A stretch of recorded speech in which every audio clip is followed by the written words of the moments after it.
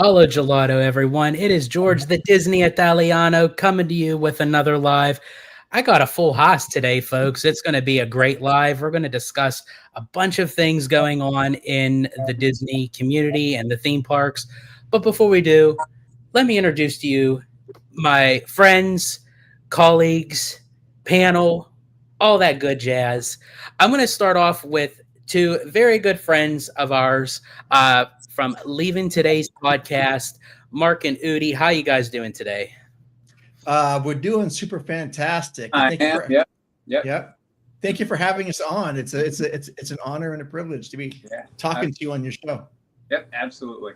What Mark? Absolutely. What And Mark? if you guys want to let everyone know where they can find you on social media. Udi, go and tell us. Okay, so you can find me. I'll go with me real quick because mine's a shorter one. It's on my Instagram, which is the HAXGOALIE Haxgoli. I do have another podcast away from my good friend Mark called The Mando Show. It's a Star Wars specific show. You can find that on all podcasts, and you can find me right here with Mark doing our LTP Lounge every Wednesday night at 6 p.m. Indie time, right here on YouTube under the Leaving Today podcast, and you can also find me bi-weekly on the Leaving Today podcast. And again, you can find that wherever your podcast can be found. Yeah, well said.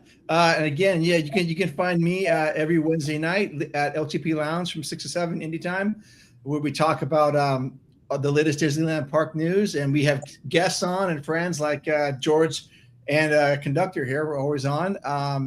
And then our audio podcast is Leaving Today Podcast. It comes out every other Monday.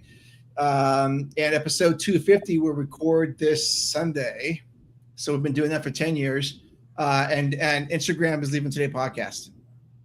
Awesome. And I was just going to mention, you guys are hitting a major milestone with 250 episodes. That is a huge achievement. So well, definitely congrats to you guys. And again, so glad to be part of your community, as you guys are definitely a part of Holo Gelato. So definitely thank you for joining. And of course, right over here, this guy who I haven't seen since like 12 hours, Mr. Our Conductor. How you doing today, sir? I'm doing well. I'm still recovering from last night because that was, oh my gosh, that was an epic experience. By far. And what Conductor is talking about, folks, if you definitely check out both of our channels on Holo Gelato and Theme Park Conductor, we both did vlogs that we got to go to the grand opening of Gordon Ramsay's at the Carnaby at Downtown Disney.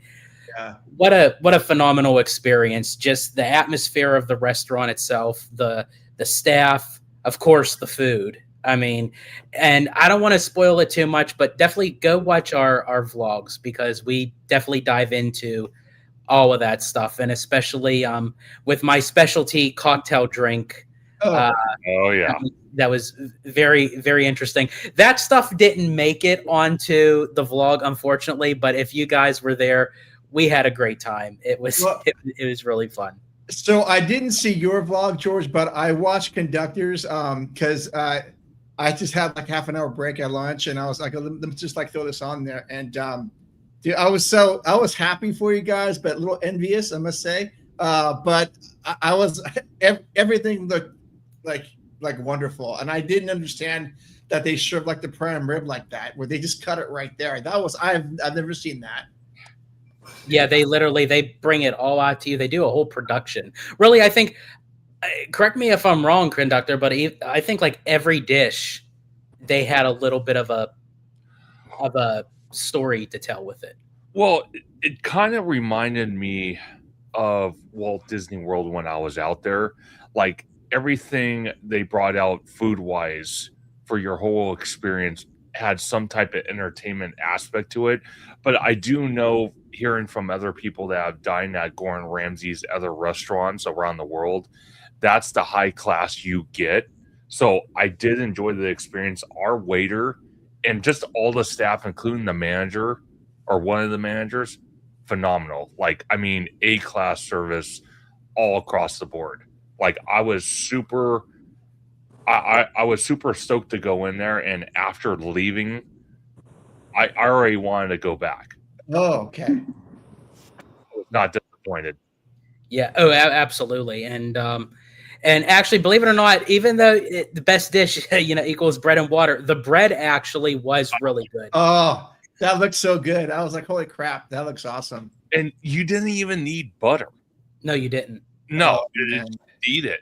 Oh my gosh, it was crazy. But I want to give a big shout out to Barry Place 28 for joining us tonight. Mhm. And I didn't say it already, Mark and Nudie, I am super excited to watch your 250th episode. I cannot agree more with George. It is a huge, huge celebration, not just 10 years, but 250 episodes. I could not be more happy for both of you, and I cannot wait to listen to that podcast. Oh man, you're killing me. Yeah. Yeah, thank you. Yeah, it's it's 10 years, man. 10 years is a long Yeah. time. Yeah, we're gonna go more into it. Obviously, I will take the opportunity again to thank my good friend Mark for coming up with a crazy idea. And then I mean, I'll just keep it there. I just want to thank Mark because of Mark and his crazy idea 10 years ago to walk up to me and say, "Hey, do you want to do a podcast about Disneyland?" And I kind of went like, "Yeah," And here we are 10 years later. A lot has happened and changed in all our lives. We've gotten to meet you two guys on top of it. So there's a lot of great stuff. Yeah. Yeah, I mean, I don't want to. Yeah, thank you. I don't want to go too deep into it right now, but if we hadn't done the show, we wouldn't be talking to you guys, and I would be watching content anyways, and I'd be like, man, I want to talk to these guys. I wish I was doing something that could allow me to do that. And I'm so blessed that we can do this and talk to everyone, and because everyone in this community is just top notch. It's just, and I feel so privileged, and we'll go more into that on Sunday. But it's been a long 10 years. In fact, Udi didn't even have a beard when we started this. I did not. That's true. I did not. It was really short. Really short. That's crazy. And welcome in Foxglove Fairy. Yes, I actually was with Barry Place 28 and Theme Park Casual and Cordy at Knott's Berry Farm a few days ago for their park streamers hangout in the park. That was really cool. Just got to have that chill vibe, hang out with everybody. Got to enjoy the summer nights at Knott's Berry Farm. I mean, what do you ask for?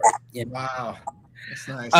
So I thought there's a few topics I want to kind of go over with you guys, because I mean a lot is happening right now within the company and the theme parks. Even just today, they announced the quarterly earnings call. I believe it's August 4th, I think. For D23, and that. They're definitely. Yeah, they're definitely going to close that up before D23. Yeah, it's at the beginning of August. Yeah. But I wanted to bring up to you guys first this topic. So this is courtesy of a very good friend of ours, Theme Park IQ, and this is saying that Disneyland files permit to remodel North Downtown Disney security entrance. Permits call for a new security fence and a new 3,000 square foot security canopy area. So, I mean, other than that, there's really nothing more that was said. But I thought, you know what, this would actually be a great topic to discuss, because we're starting to see kind of hints going around with Disneyland Forward and the Eastern Gateway and what have you, and things kind of being maneuvered around. And I'm very curious to see what you guys think about it. So, Udi, do you want to kick us off? I mean, I guess I can. I mean, sure. Honestly, I think you're right. I think one of the things that is going to be super interesting as we go forward with any of these plans is going to be kind of figuring out what the chess pieces are, not being on the inside, not being part of those conversations. It's going to be interesting to see how the tables begin to move around. And definitely, this is one of the things that does start pointing in the direction of that kind of stuff. The Eastern Gateway project is something we know is moving forward, but now this is fun for me. For my line of work, I enjoy this kind of stuff because it lets me try to kind of in my mind envision what I would be doing and how I would be moving the stuff around. So I think it's a good step. I think any little tidbit that we begin to get, we're going to start. This is what we do, right, guys? We get these bits of information, begin to kind of try to flush them out in what we think will be the right way, and how it's going to kind of pan out. So yeah, I agree with you fully. I think this is just the little baby steps into the bigger pieces beginning to get moved around. Okay. Mark, what do you say on it? Well, I mean, this is the ESPN Zone side of things, right? Or sorry, the Lululemon side of things, right? Yeah. Yes. The north side. Yeah, I don't know if this is going to be more of a temporary thing or like a permanent thing, like what they have next to Din Tai Fung. I'm hoping it's more of a permanent thing, but I still think this north side is going to be impacted by Disneyland Forward. Mhm. If we ever get this, on both sides of the Disneyland Hotel flushed out, this section right here is a very key component of that. But I'm looking at it right now. It's a canopy area and new fencing, so that suggests that it's probably going to be more of a permanent structure. And I think these are very temporary. The ones, at least the ones in the picture. Am I wrong on that, or? No, I agree. I agree with you on that. But honestly, I see it both ways, where it can be a temporary thing, like a temporary, long-term temporary. You know what I mean? A lot of things can be done. I'll point at what's going on in Coco, right? That road, temporary, long-term, temporary, right? Yeah. So this could be one of those other pieces of it, right? It'll be there. They know it's going to be there for a while, so they're going to make it a semi-permanent structure. It'll be interesting to see, again, once they actually begin to put this stuff up, that's when in my opinion, that's when I'll start giving a hard look and try to really evaluate whether it's going to be a long-term temporary structure versus more, permanent that's going to be here for a decade or so. Okay. And conductor, we were actually just walking around this area, because when we went to the Gordon Ramsay restaurant, it's in that location, and we were parked in the Pixar Pals parking structure. So we figured, we would just walk there. So, because rather than walk all the way back, take the tram, come all the way, whole shenanigans. That while we were walking, we were having the discussion to the fact of that as we're crossing over the bridge, or as I like to call the walking path. Yes, I'm from the East Coast, folks, so yeah, that's what it is. That it kind of cuts through into the Lilo and Stitch parking lot.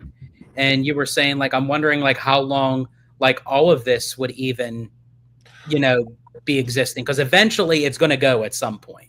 Because once they start going into the Lilo and Stitch parking lot, probably for the Disneyland expansion. So once they start cutting into that, even with the security that they're going to remodel, I'm wondering if that's even going to be temporary. Okay, so I'm gonna start with this picture we're looking at right now, because one of the things I mentioned to you while we were dining at the Gordon Ramsay restaurant was we were kind of like center in the first room, and we could clearly see the entranceway they just got done building and actually remodeling from the old style right next to the Gordon Ramsay restaurant. You have Din Tai Fung next to it, but it was kind of that old school, new school, modern look of a security entrance, and I think we're going to get the same style here. Now, when it comes to the bridge that we walk to get to the parking structure, I think that will go away eventually. I think whatever they decide to put in the Lilo and Stitch parking lot, that is obviously going to be Disneyland expansion. My curiosity, though, is are they going to build a new bridge that might go behind that land to reach the parking structures? Because where the bridge sits right now, it's clearly in the way. So there's no possible chance of it staying there because it's just in the way. But they could remove it and then re-add it on the other side, on the backside of the Lilo and Stitch parking lot. I'm very curious, like, of how they're going to do all this, especially with the day-to-day operations. Yeah. Because with everything of how it's already interconnected, yes, that it's going to be an extreme change of like removing something and replacing it, having it go in an opposite direction and what have you. I'm very curious to know like how they're going to maneuver people in and out on both ends. Okay, well, think about it for a second. That road that is literally right between Pixar Pal parking structure and the Lilo and Stitch parking structure, which is a public access road for now. Part of Disneyland Forward was that they granted Disney the opportunity to close that road at some point for Disneyland Forward. So when they're ready to build in the Lilo and Stitch parking lot for a Disneyland expansion, they could just close that road off and not have to worry about day-to-day operations, meaning public access. Yep. No, you're pretty spot on with that conductor. I mean, here's one thing with anytime you're going to see a bridge, it's pretty clear to tell. You can tell with how they begin the assembly of a bridge that a bridge is going in. Yeah. You know? So keeping an eye in that area, they begin to close those roads off. That's going to be the things are like, oh, okay, here we go. They're going to probably do that. Yeah, but now I'm just trying to figure out, because we still have not yet even seen any vertical of the massive parking structure that's going across from Disneyland that's going to connect the bridge. I mean, they said that this is going to be a 40-year plan just with the Disneyland Forward. It really seems like the 40 years is going to take just to build the bridge. But so I'm assuming they would have to do that first, correct? Before that they could even touch everything on that north side. I would think so. I would think so, and just for the flow of people, just because you can't. I mean, the other aspect a lot of people don't think about, when you have so many people rolling in and out, right? Fire marshal is going to have a say in that, how people egress and ingress in the areas. So all that's going to be part of all this is like, what can we shut down? How can we maneuver people? How can we bring people in? How can we bring people out? What if an emergency comes in? All these are parts of all this big, massive puzzle that they're working on. So yeah, they have to definitely make it so that nowhere where if there's any kind of emergency, fire, anything, natural disaster, they're going to be able to move people in and out as easily as possible. So definitely they have to do one piece to open up another piece, so then they can just open up another piece. It's going to have to be, in my opinion, something along those lines. Well, I'm going to tell you this, Mark, or I mean, Udi, I think what's going to be the clear indicator when they start, prepping the area for that parking structure to go vertical, I honestly believe the first sign we're going to see is that cast member building that splits the two parking lots that's going to be taken up by that parking structure. Once we start seeing actual physical demo, then we know they're moving forward. Because right now it's just pure speculation. I think the latest update from, what was it, David from Fresh Baked, was no one's parking in that area anymore. Yeah. So that's a step forward. And then you see cast members either going to the Pumbaa lot or going to a section of the Toy Story lot for strictly cast members. I think that's just a step in the right direction. See, that's the thing with the Disneyland Resort compared to Walt Disney World. We have to go through all these little pre-steps to actually get to the main event. Yeah. Meanwhile, Walt Disney World doesn't have that problem because they have all the space in the world to do whatever they want. Well, I'm telling you, if Disney and the city of Anaheim would just listen to me and send out those 90-day eviction notices, they wouldn't have this problem. Yeah, well, I wish Well, you. I mean, He wants yeah. to- he Yeah, wants we to- don't have that we don't have the benefit of having what is that Reedy Creek out there where they just kind of manage everything and Yeah. things Well- just get done. Well, no, and that I mean, if we want to compare them, we really have in this state a more restrictive construction attitude towards construction out here. Yeah. We just do.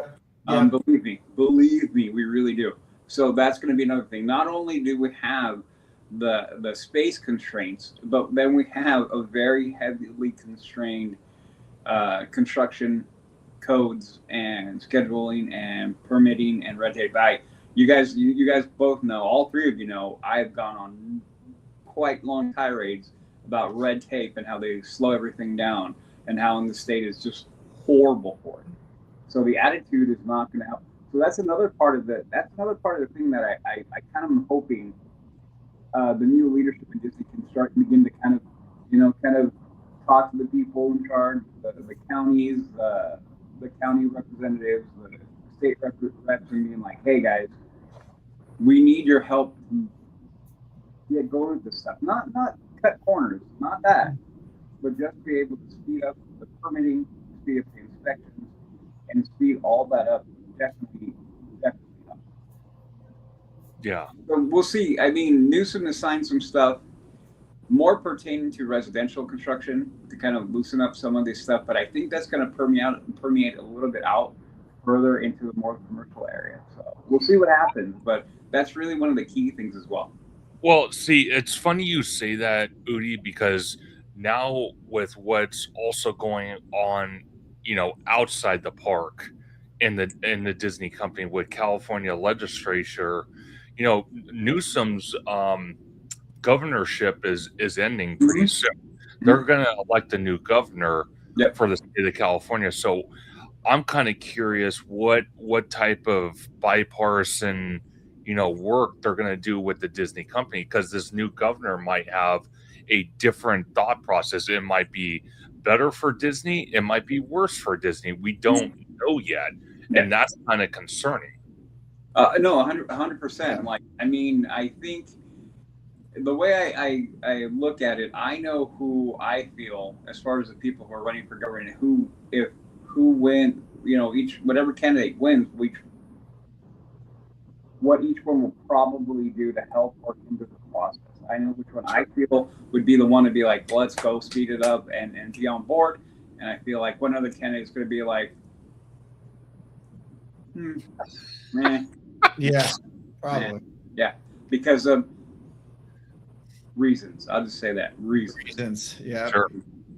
And I feel like, and not to get into political reasons, but I feel like that's why companies like Disney, they try to tend to play ball for whoever does get into office or what have you, because in a sense, it's a dog-eat-dog world out there. So it's almost like you have to, well, we have theme park conductor on it, so you have to kiss the caboose, basically to kind of to get ahead. You're not wrong. You're not wrong.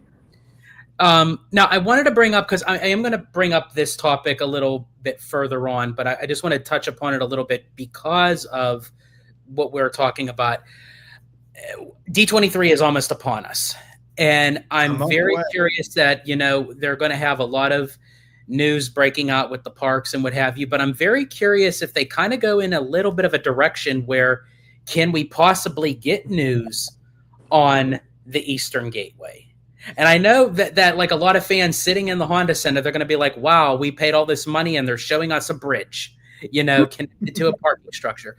But for me, I think that's very detrimental for them to do, because in order to be able to get more into the parks, this is the first part that needs to be done. So they can kind of do their Jenga moves and basically move the pieces all around. So I'm very curious to see if we get some sort of clarification of when could we possibly see the parking structure completed? When are we going to see the bridge? I'm interested in when that's going to be, because I would have thought literally by now the parking structure would have been up. Maybe not the bridge. I'd say they would maybe still be working on the bridge, but I thought at least the parking structure would have been done. No, you're not wrong. And without going too far into it, what I feel now is going to happen for D23 is you're going to get updates, at least for us, right, over here on the West Coast. We're going to get updates on Coco. We're going to definitely get updates on Avatar. And if we get anything on Eastern Gateway, it's going to be a flyover. If we get anything. I'm not very hopeful for that because it doesn't have a splash. It doesn't have any kind of disaster. Like, we're going to build a parking structure. Cool. You know what I mean? How many fans in there are going to be like, yeah, we will be applauding and clapping and probably telling everybody around it, you know what this means, right? Like, you know, like, I feel like we're kind of the people who try to tell other people who are kind of there passively, this is why it sounds like a bridge. It sounds like a parking lot. Who cares, right? But no, here, let me show you the bigger picture as to why this is important.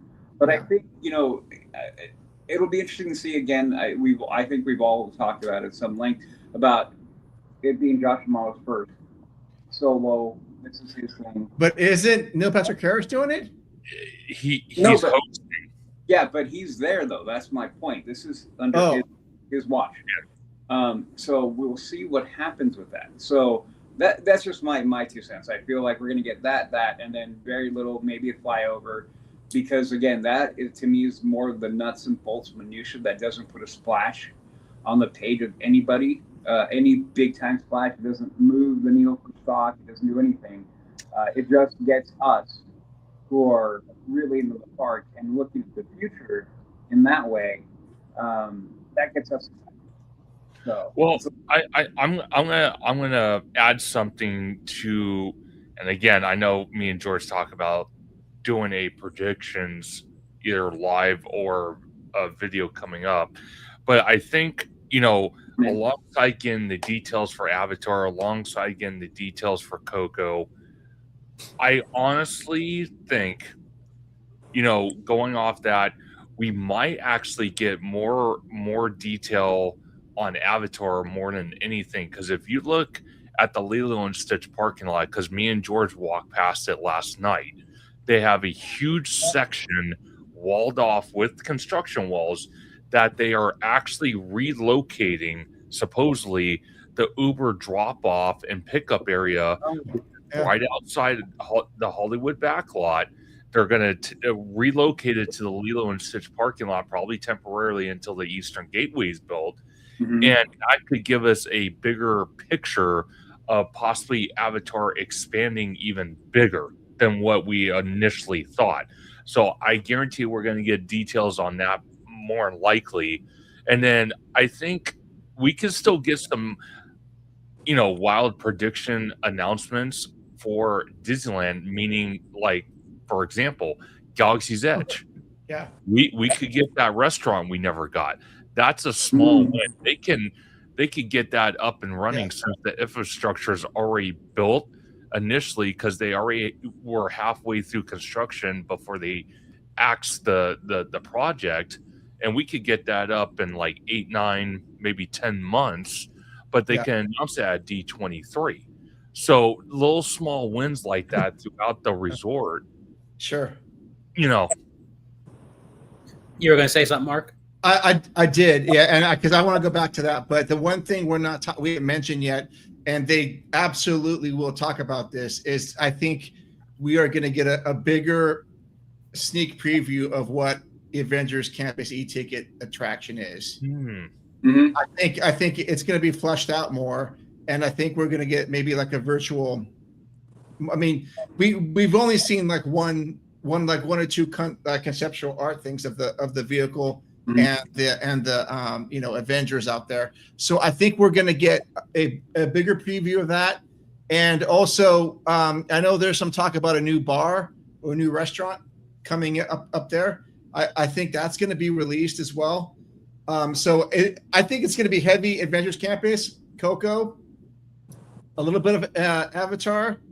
And I don't know that they will talk about Disneyland Forward, but to your point, George, I think they owe us something with that, because it was what 4 years ago, 5 years ago that we talked about it. Yep.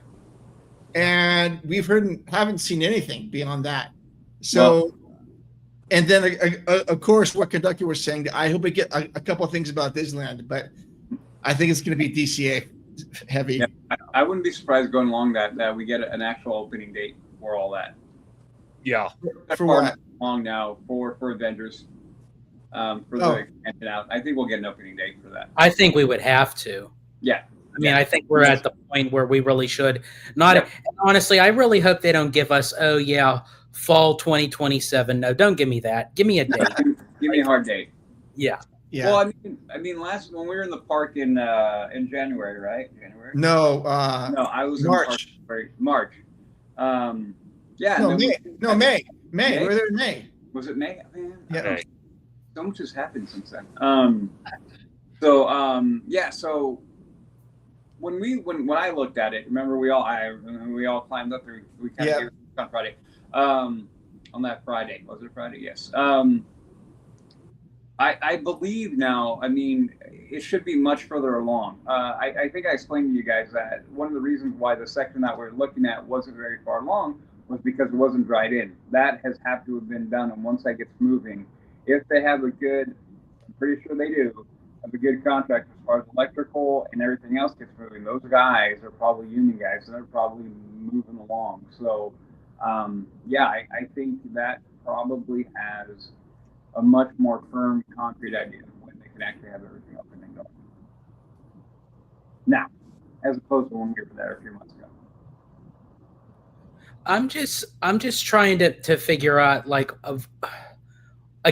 why a lot of times, and we talked about this, we beat this to death how many times, of why it takes so long for them to announce something like out here in California than it would in Florida. Like, it's not even just an announcement. It's like just the movement of things. Like, it just, like, everything progresses like so quickly over in Florida, where it's just like, and they're getting like massive lands. If you really look at all the projects that are coming out of Florida, Tropical Americas, Monstropolis, Piston Peak, Villains, these are full on lands. Yeah. Where with Disneyland, we're getting individual attractions, which is great. I mean, minus Avatar, but I don't, until I actually see concrete evidence. I know it's going in Hollywoodland, but I mean, I have to see it for sure. But until we actually get more things about it, it's like I just don't understand why it takes so long.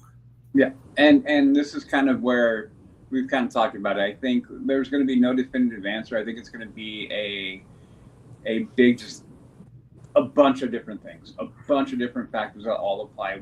It's just sadly different out here. It's just sadly different out here. It really is.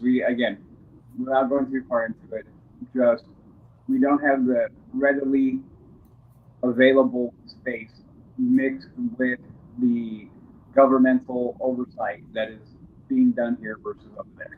And well, I also think that that in the portfolio of Disney parks, they have to handle Disneyland probably with the most care.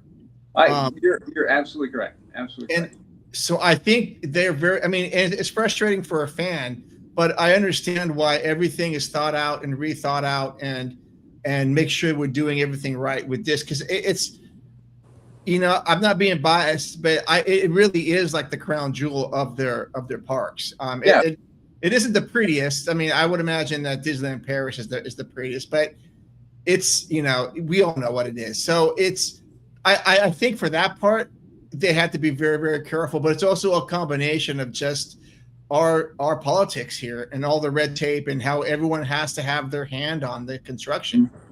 Yeah. No, and you that aspect you brought up about Disneyland being, I mean, we say it all the time on our show. It is a locals park, but the other big factor is that's Walt's Park. Yeah, everything began there. Everything it comes from there. So definitely the reverence of that area is definitely at a different level. People lose their ever-living mind if you move a bench one day. It happens. I do. Literally today in our show's thread, they were certain people in our podcast we're kind of going off about a signature and a character, and I'm like, okay, this is what we're going to yell about today. Fine, okay, but that's what I'm saying. It's just different at extent. Me never being to Florida, I know that I can't speak to that. You, all of you have been there. I have not. So I don't know. You guys tell me. Is that kind of reverence for? Do people have that kind of reverence for the Florida park? Any of them, as it is over here in Disneyland proper? Do you know of anyone who has that level like we do for Disneyland proper? Well, George could probably answer that one the best out of the three of us. Yeah, he's one. He was in some park for a while. Yeah, I feel like until I actually came out to Disneyland, I really didn't have really too much reference to go by it. And what really opened my eyes to everything was actually in 2020 when we had the shutdown. Because I had a Premier Passport, which they don't no longer have anymore. Mm-hmm. That was an annual pass that covered both Walt Disney World and Disneyland. When the shutdown happened and they were giving out refunds to everything, being that mine was a dual annual pass, I thought, okay, well, they just, refund me and that's that. But being that it has both resorts, I was being tossed around like a ping pong ball. Disneyland's telling me call Walt Disney World. Walt Disney World's telling me call Disneyland. I had to literally go through both resorts in order to get the refunds, but they had to individually refund me. Now, the reason why I bring that up is because that's when I noticed that both Disneyland and Walt Disney World are two totally different beasts. And it's not even just operation wise, it's literally how they handle things. So I guess probably to answer my own question, I think it's just more so not because that Disneyland, they don't want Disneyland, to move forward, like of how they do things with Walt Disney World. I just think, as you guys had mentioned, like in the state of, Florida compared to California and everything, there's just a lot more different ways of how things are handled. Yeah. But I've noticed like a lot of the times by going into Walt Disney World a lot,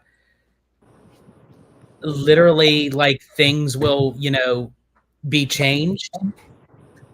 And people kind of get up in arms about it, obviously, because of like with the Rivers of America and Tom Sawyer Island.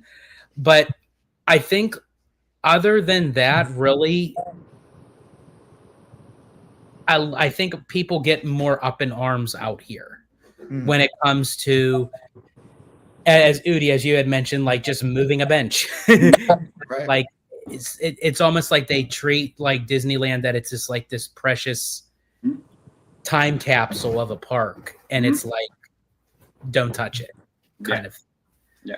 So it's like they're kind of damned if they do, damned if they don't. It's like we want to see expansion, we want to see growth, we want to see stuff new, but then it's also a little bit of a contradiction when we're like, okay, well, you can touch this, but you can't touch that.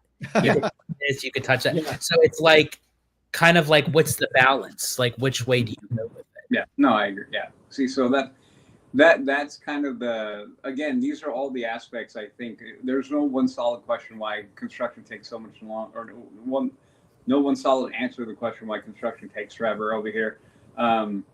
But I think the one thing though that Disney needs to try to capitalize on is the fact that what Disney Forward and what's going on with that they can try to go like, look, guys, we're not going to be touching the core of Disneyland. This is the pieces that get added on. I mean, we can all remember, at least I remember quite well, when Galaxy's Edge was announced, and people, I mean, we had, oh man, so many conversations about that, right? Like, how's it going to go? Where's it going to go? Same things we're having right now with Avatar, right? Where's it going to go? How's it going to look? How's it going to affect the park? But it's something different when you say, obviously, to Disneyland. And when they said it's going to Disneyland, we all went, what in the actual what?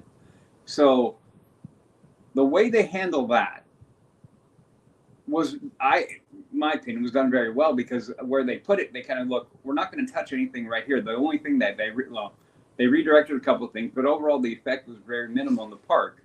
Oh yeah, yeah. But they need to sell that all this stuff right now is out here. It's out here. It's beyond the berm, right? Well, we can put it out, right? It's beyond the berm. You can begin to build out here, and people can be like, "Hey, calm down over here. We got it." You know what I mean? Right. And they can sell that better. I want to comment on that just real quick. When you mentioned Galaxy's Edge and people going up in arms, now I know Conductor and George, I've heard you say, don't ever get married to concept art. And for the most part, I'm totally in league with you on that because it's just conceptual art. But when they said they're gonna alter the Rivers of America, we all did this clutching our pearls moment. And when they released the concept art for what they were gonna do for Rivers of America, I go, oh, okay, well, if they can make it look like this, I'm gonna be happy. But even then, I was like, well, this is just concept art. Who knows what these guys are gonna do? But if it looks like this, I'm gonna be stoked. And just in my opinion, I think they did a lot better in real life than what they did with the concept art. What do you guys say about that for the Rivers of America? I agree. Well, I think here's the thing, and I mentioned this to Conductor, and I can't remember if I brought it up to you guys, but if I did, we'll mention it again. Sure. A lot of media influencers, content creators are now starting to get invited to behind the scenes backstage area where they're able to put on the vests, put on the hard hats, look at the construction and everything and go behind the scenes and what have you. And I think that's actually a really cool thing because I feel like when you actually visualize something, no matter how much of a concept art that they show us, we can get excited and say, wow, that's really cool. But is that what they're really going to give us? Or we look at it and say, oh my God, that looks so plastic. It looks like a big pile of dung heap, but it can turn out looking really nice in the end. Right. I think if they allow us to kind of like pull back the curtain a little bit and show us the progression of like how things are being built and what have you in the construction type way, I think I would love for them to incorporate us more, not even just the media. Like through D23, through the Disney VIP tours, if they had something, I'd pay $300 to do that tour. I'd pay $400 for a D23 ticket to go do that. Plus Disney would be capitalizing on it. And then we can be able to say, oh, wow, yeah, okay, it's starting to come together. And they start describing, like if, Mark, you had mentioned about like for what they're going to do with the Rivers of America. Okay, we're going to, as you can see, we're constructing the geysers over here and we're building the mountain range over here. I think if like we visually got to see it after, of course, it's announced. I don't expect them to do all this before they make the official announcement, but I think it would at least give us some clarification and make us feel better of like what we're actually going to see. Well, here's where I have, wow, me personally would love that. I'd be all over that. Here's the problem. Here's the problem that you run across with this. Disney's about show. It's not about, at the end of the day, it's show, right? The show is paramount. It is, nothing is more important than the show. For me, if they go too far with that, you're kind of the magician telling the people how we did the trick. So if they are going to do that, I don't think you need to put the run-of-the-mill average park goer through that experience. I think if they want to use influencers, they want to use, podcasters and YouTubers like us for that, they need to be very mindful who they pick because it's got to be, I think if they're going to do that, which I agree with, I think they should, but they have to be really, really particular on who it is because you have to, okay, how can I put it this way? When you walk into, you take your car to the mechanic, you have to get the head gasket redone. Heaven forbid it happens, but you have to, right? You come in midway through that, everything's all over the place, and you go, what in that is going on with my car, right? You can absolutely lose your mind over what they did. And you go, hold on. You know what I mean? So it's one of those things that's like, the right people need to be there. Be able to look at that and actually know, like, oh, I see that now. I can see how this is going to go here. I can see how it's going to go here. And that's just not everybody. More people come to us and go like, what does that mean? Because we're just more into it. You know what I mean? So I feel like it would be cool. But I don't know if Disney will do that at these stages because it's way too early. When they do things like this, it's usually right near the end of the project, right? When we've seen videos of them like, look, we're putting the finishing touches on this project and that project, it's because at that point now most of the magic is going to be intact no matter what they film. And I think this is the little bit of difference between Disney and how they operate their parks as opposed to other theme parks and other amusement parks, because there's no show there. There's no magic there. It's just like, hey, rail ride, boom. Like, I mean, Universal Studios with Fast and Furious. Who cares? The ride, roller coaster, sweet. Okay, we don't care. It doesn't really add or take away. But if you do that with Disneyland, you can take away a little bit of stuff. Like, again, it's not for everybody, and I think it's more important for Disney to preserve that magic and to preserve that illusion and show than to show people like us, this is how it works. You know what I mean? Do you feel like that? Do you feel like, but it's going down that road anyway? Because even for influencers and media, they never even peeked behind the curtain. So this is actually a new forum, even for Disney. And I agree with you. I think it has to be a certain amount of people. It has to be a certain type of people. Well, I guess more so like, yeah, if you do like look at it at like a normie perspective, I mean, those are the people that like you just say, oh yeah, we're throwing something with Frozen and they'll go nuts. Oh, yeah. Like, and where you have people like us, it's like, okay, well, can we get something a little bit different, a little bit new? You know, like why are they doing this kind of thing? You know, we dive deeper into it. Yeah, and I think they are moving in this direction, and I think part of that, I think selfishly for them, is it's another form of press. I think at one level, yeah, they want to give it to the fans so the fans can get a little bit more excited. But I think that's another thing that's more just another revenue stream for them. So I feel like it's a balancing act with them, and I don't know. That's just me. I don't think they need to go too far down this path because I don't think in the long run it does really anything. Like again, if they want to be like, hey, we want to show you how stuff works backstage. Cool, that's not for everybody. That's going to be, like I said, that's going to be for people like us who are definitely into all of that, and we want to know. I think the vast majority of the population of park goers going to be like, yeah, cool. It's just not, they like the show and they'll stay right at that point, which is fine, which is good. Yeah, I can understand that. Definitely. I think I feel like, yeah, Disney does have to be careful because, yeah, if you open up that Pandora's box, yeah, and the gates flood open, then if it gets all crazy, then it's going to be a lot more harder to retract. Because then people start having that expectation. Even with D23, like they opened up that Pandora's box by, showcasing all these, new big announcements. Even though they did the announcements, what really D23 is a convention for the fans, for all four corners of the company, with studio, with streaming, with music, with animation, with everything. And people kind of take D23 as, oh, well, it's just for parks. It's just for the big announcement. And it's not what it's about. They have that as part of it because the parks are a very significant part of the Walt Disney Company. But every time you bring up D23, people automatically immediately say, oh, but I wonder what the big announcement for the parks is this year, which is very true. We get intrigued, but that's really not what D23 is all about. Right. Especially when someone who went to literally every single one since 2009, I've seen the change in how people look at D23 because Disney then said, okay, we're going to do this biannual convention, and this is when we're going to like make all these big announcements. It's going to draw in the crowd, so people expect that. And then if you don't give that expectation, God forbid, it's like then people just go nuts. Oh, right. A monster of their own.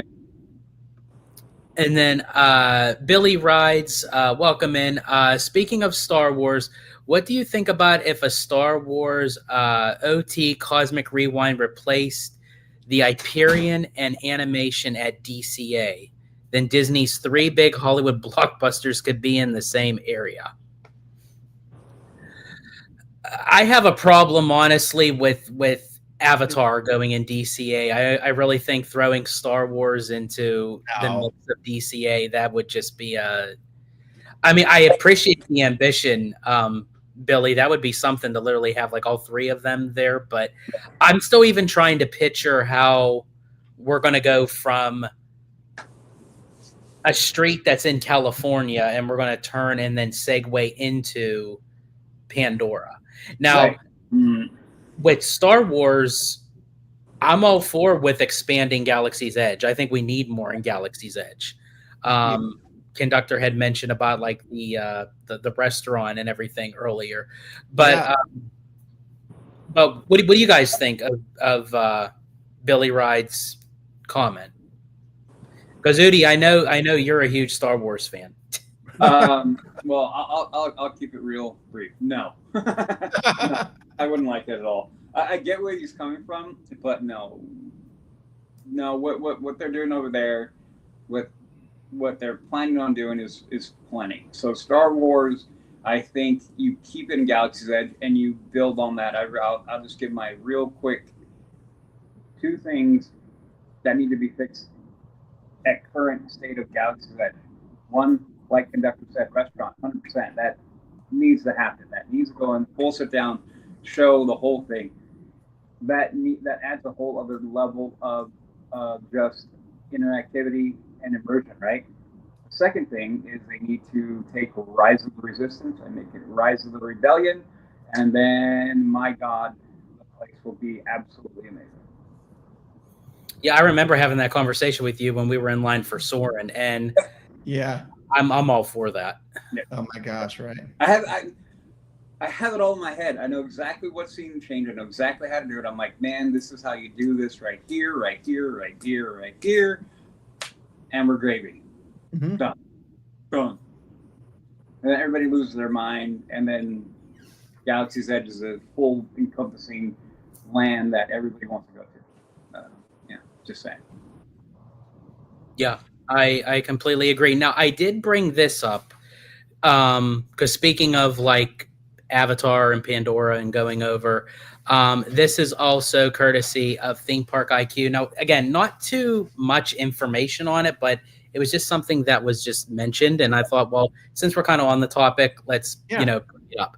So he says, confidential new commercial construction, amusement, social, and recreational. And where you can kind of see the little pin right there, that is at the very beginning entrance of Disney California Adventure. And then right here, this building right here is the Oswald like garage and gas station kind of thing that runs behind it is where Monsters Inc. Mike and Sully to the Rescue is, which is that's where assumed to be Pandora is going to go. So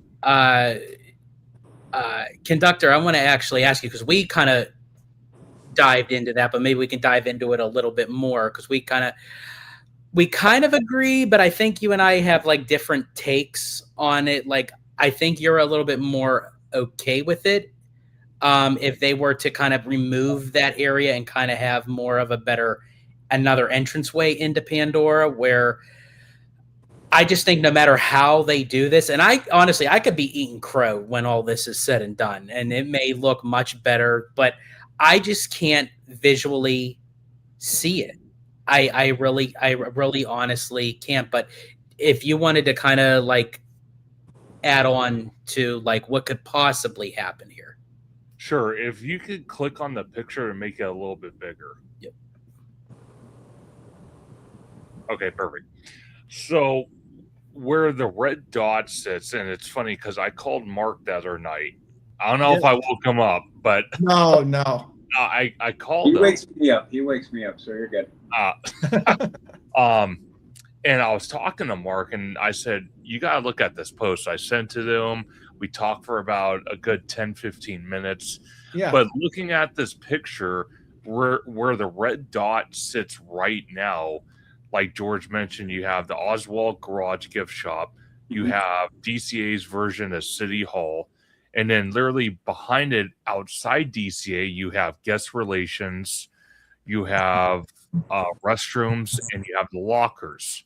Mhm. But that big long green tent is the security area. Yeah.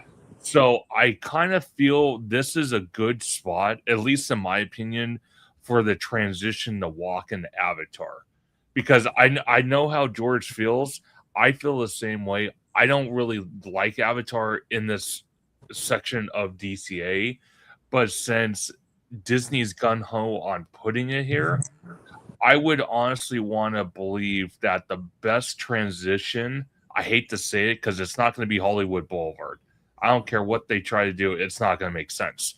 I think the only way it's going to even make somewhat sense to me, you get rid of these two buildings, and right where that red dot is, or right where the service road is, right there, that's where the big archway would be to walk into Avatar. So it's not going to be directly on Buena Vista Street when you walk into the gates, but it is going to be to your immediate left, but it's going to be kind of sunken in a little bit.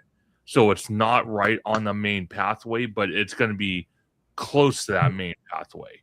I think that would... I will say that does, the way you describe it, of that, it does sound like the better of two evils, I guess. Because I think honestly that would be a little bit more better than walking down Hollywood Boulevard. And so would they actually just enclose that part off, or would that be another entranceway? So they would have two entrances. So I think, okay, Hollywood Boulevard. So where Smoothies is, they would block off that entrance into the land. They would block that off. I personally think the far entrance by where the Hyperion building is and Hollywood and Dine, that furthest entrance, that would be the exit to the land. That way it's, kind of way down there. It's not that Disney doesn't have to work overtime to sit there and justify, the exit because it's far down. I think that's just the way I'm looking at it. Because if you try to put an entrance in the Avatar on Hollywood Boulevard, I'm telling you right now, it's going to be a recipe for disaster. Yeah. I'm not saying the option I'm providing is a great option either, but like you said, George, the two options, the best of both evils, I think this makes the most logical sense. Because, like I said earlier on, they are in the process of relocating the Uber drop-off area. So that's just going to hopefully expand Avatar a little bit further out and make it a little bit bigger, which means the service road is going to be pushed out a lot farther than we thought, hopefully. So that's the way I see it, because I do want to transition. Like, I mean, I don't want to walk off Hollywood Boulevard and boom, I'm in Avatar. The only justification I could see them doing that is, oh, well, Avatar, it's part of Hollywood film history. Or there's some California aspects in there, which I still don't understand. There's kind of that just confusion. So I rather have almost like an Epic Universe style entrance portal in the Avatar. And I think that spot that IQ was zoning in on, I think that would be the best spot. I love that, conductor. And my question would be like, and I'm kind of like going to approach this as if we're all, Imagineers here and we're sitting around talking about it. It's like, okay, this is great, but is it going to cause a log jam of guests as soon as you scan into DCA to the left? Is it going to back people up? That's an interesting question, Mark, because there is some workaround to this. Because if you think about it, I know it sounds totally ridiculous, but if they had to, they could, like I said, they could sink in the entrance portal a little bit so it's not right, not like smack on, Yeah. but I kind of feel too they could close off some of the gates on that far side for DCA. They could do it. Again, this is just my Imagineer hat on because, again, the problem with DCA, the problem with Disneyland, it's a bunch of puzzle pieces moving around. And it's not as easy to figure out as people think it is. Right. And Udi probably knows more than anything because he's in the construction field. He knows how it goes sometimes when you're building a foundation or you're building, different types of aspects for a project site. Sometimes it could be, mentally challenging how to figure that out. Or to someone that's on the outside and say, oh, well, why don't you just put it over there? And Udi's like, well, wait a second. We have 10 different reasons why we can't do that. There's this. So again, it's kind of hard to play out. So I don't know. Like I said, I'm really hoping for D23 we hear a lot more detail about Avatar, how it's going to fit in the DCA, what the entrance, where it's going to be located, possibly, and just a better model. Because George has repeatedly told me, I've looked at pictures, videos from 2024, and that model they had on the showroom floor, it did not look complete. It was very just, rushed. It's like, what am I even looking at? So, and the other question I have for you fellows too, since we're on the subject of Avatar, and Udi and Mark, I think I brought it up the last time I was on your channel. I think it was last week. I said because Disneyland Forward got approved to have 4 major structures that can reach 300 feet. Do you honestly think, and I'm just throwing it out there, wild prediction, that the onion rock work that we're going to see for Avatar could reach that 300 mark or close to it? Well, wow. That's twice the height of Matterhorn. Yeah. Oh, I know. Yeah, let me tell you. So, just so you know, conductor, after you got off the phone with Mark, he sent me all the pictures. So I literally got that text too. I was like, oh, perfect. And he's like, hey, conductor. He gave me like a really brief synopsis of what you guys talked about. So, just to kind of chime in on what your thought process is, I think you're spot on. I think everything that you're saying as far as the entrance and everything makes a lot of sense. It totally does, yeah. It makes a lot of sense for how it needs to go because we've talked about it. Everyone has talked about it. Everybody's talked about where it could go, how it could go, what we could do, what they could do, yada, yada, right? So that, I think, again, this is another thing kind of pointing, absolutely. So they could cut off, like they could cut off some of those gates, or they could just push the gates out into the Esplanade. It's not one of those big things where they could literally just move that whole thing and move it 15, 20 feet forward to create more space.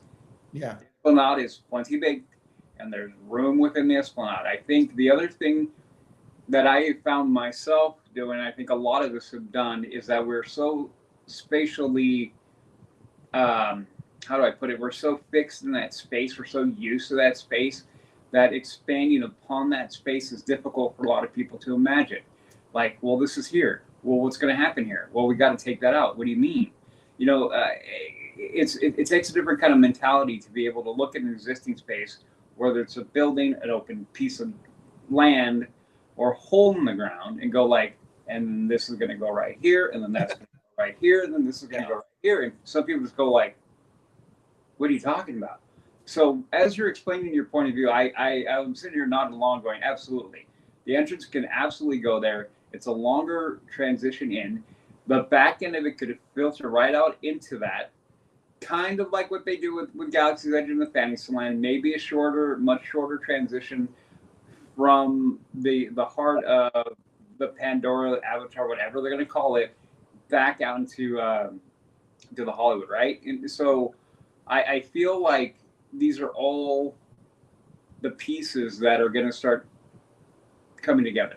So I think that 300-foot structure absolutely is going to have to be that. And I think the reason why it needs to be one of those needs to be that is it's going to do two things in my mind. I've talked about them before. That's tall, Woody. I know it's tall. I know it's tall. It may not. It's up to 300. It doesn't mean it has to be 300. So Yeah. I think it's going to do two things. One, I said my critique of Avatar, the land, was always like, I want to feel like I want to be pulled into that land, right? I need to be pulled in that land. So that big, onion thing, as we call it, that's kind of like that's the beacon, like come this way, right? So when we have different things in the land, we have the castle. When we go on the main street, we have the castle. You can have the Matterhorn. You can have Space Mountain. These are certain things that starts calling you, come this way. That's the one thing that I wanted to kind of feel with that, right? Like that needs to be our lighthouse, our beacon going, come over here. And I think that's going to serve that purpose. The other thing that's going to serve is also to cover up sight lines and cover up, the show building. The show building, and also I think help aid to cover up the monorail. So I think it's going to serve those purposes so that you won't even see the monorail, and that'll be all there, and you'll be so caught up in like, holy smokes! Look at this, the spires over Galaxy's Edge were more of a backdrop, and they didn't really need that. That was more just to kind of stop your sight lines from going past out, right? Right. It's going to be the same thing. It's going to be the same idea. It's going to keep you from looking past to the hotels and all the stuff that's on the back side of that. Right on the other side of this thing, the street and all that's going to help hide all of it. So I see them building that. I'm going to tell you this. This is something, and after listening to what you said, it actually makes sense. Because there is so much room in the Esplanade, and I know certain people that have been asking for a Esplanade remodel because it needs it desperately. So I could see the entrance gates for DCA getting pushed back another 5 to 20 feet. I could see it. The other thing too is when you have that big rock work, I think the wow moment, at least for me, the wow moment is literally going to be having the entrance where I was suggesting where IQ has that picture compared to going off Hollywood Boulevard, and you don't have time to kind of transition. You're like, boom, Hollywood, boom, Avatar. It's like, whoa. Because if you watch videos, and me and George got the opportunity to go into How You Train Your Dragon, Isle of Berk, it gives you that sense of what I'm talking about with Avatar. You walk through the portal, and it just literally just opens up, and it looks beautiful. When you mention that, that brings me to the point of where I'm trying to figure out how, not even just the transition, but how it will coexist around it. Because when you go through the portal of Isle of Berk, there's one way in, one way out. There's nothing else around. So when you're in the Isle of Berk, that is basically what you're seeing. So I'm trying to really finagle around that. I hope that when we get into the land of Pandora, everything else is kind of non-existent. Because when you go into Cars Land, and again, maybe I'm maybe just because I've been into the park so many times that I'm starting to like notice these little things. But like when you go into Cars Land, it kind of drives me nuts that when you're over by Mater's Junkyard Jamboree, you could actually hear Peter Parker talking on the building, and you see Spider-Man swinging while you're in Cars Land. That to me drives me nuts. Yeah, it does. But see, my whole thing too is, and I talked to a mutual friend of mine, Orange Grove 55, on one of the episodes me and him did, because he shared the same concern. And I even share the same concern about sightline issues. But the problem is DCA is, and always has been until now, the stepchild of the Disney parks. It's never really fit in properly, I would say.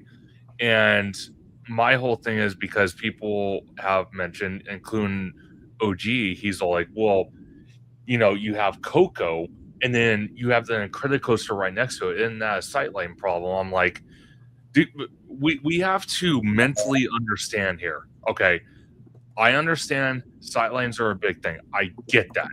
But my thing is, prices go up every single year.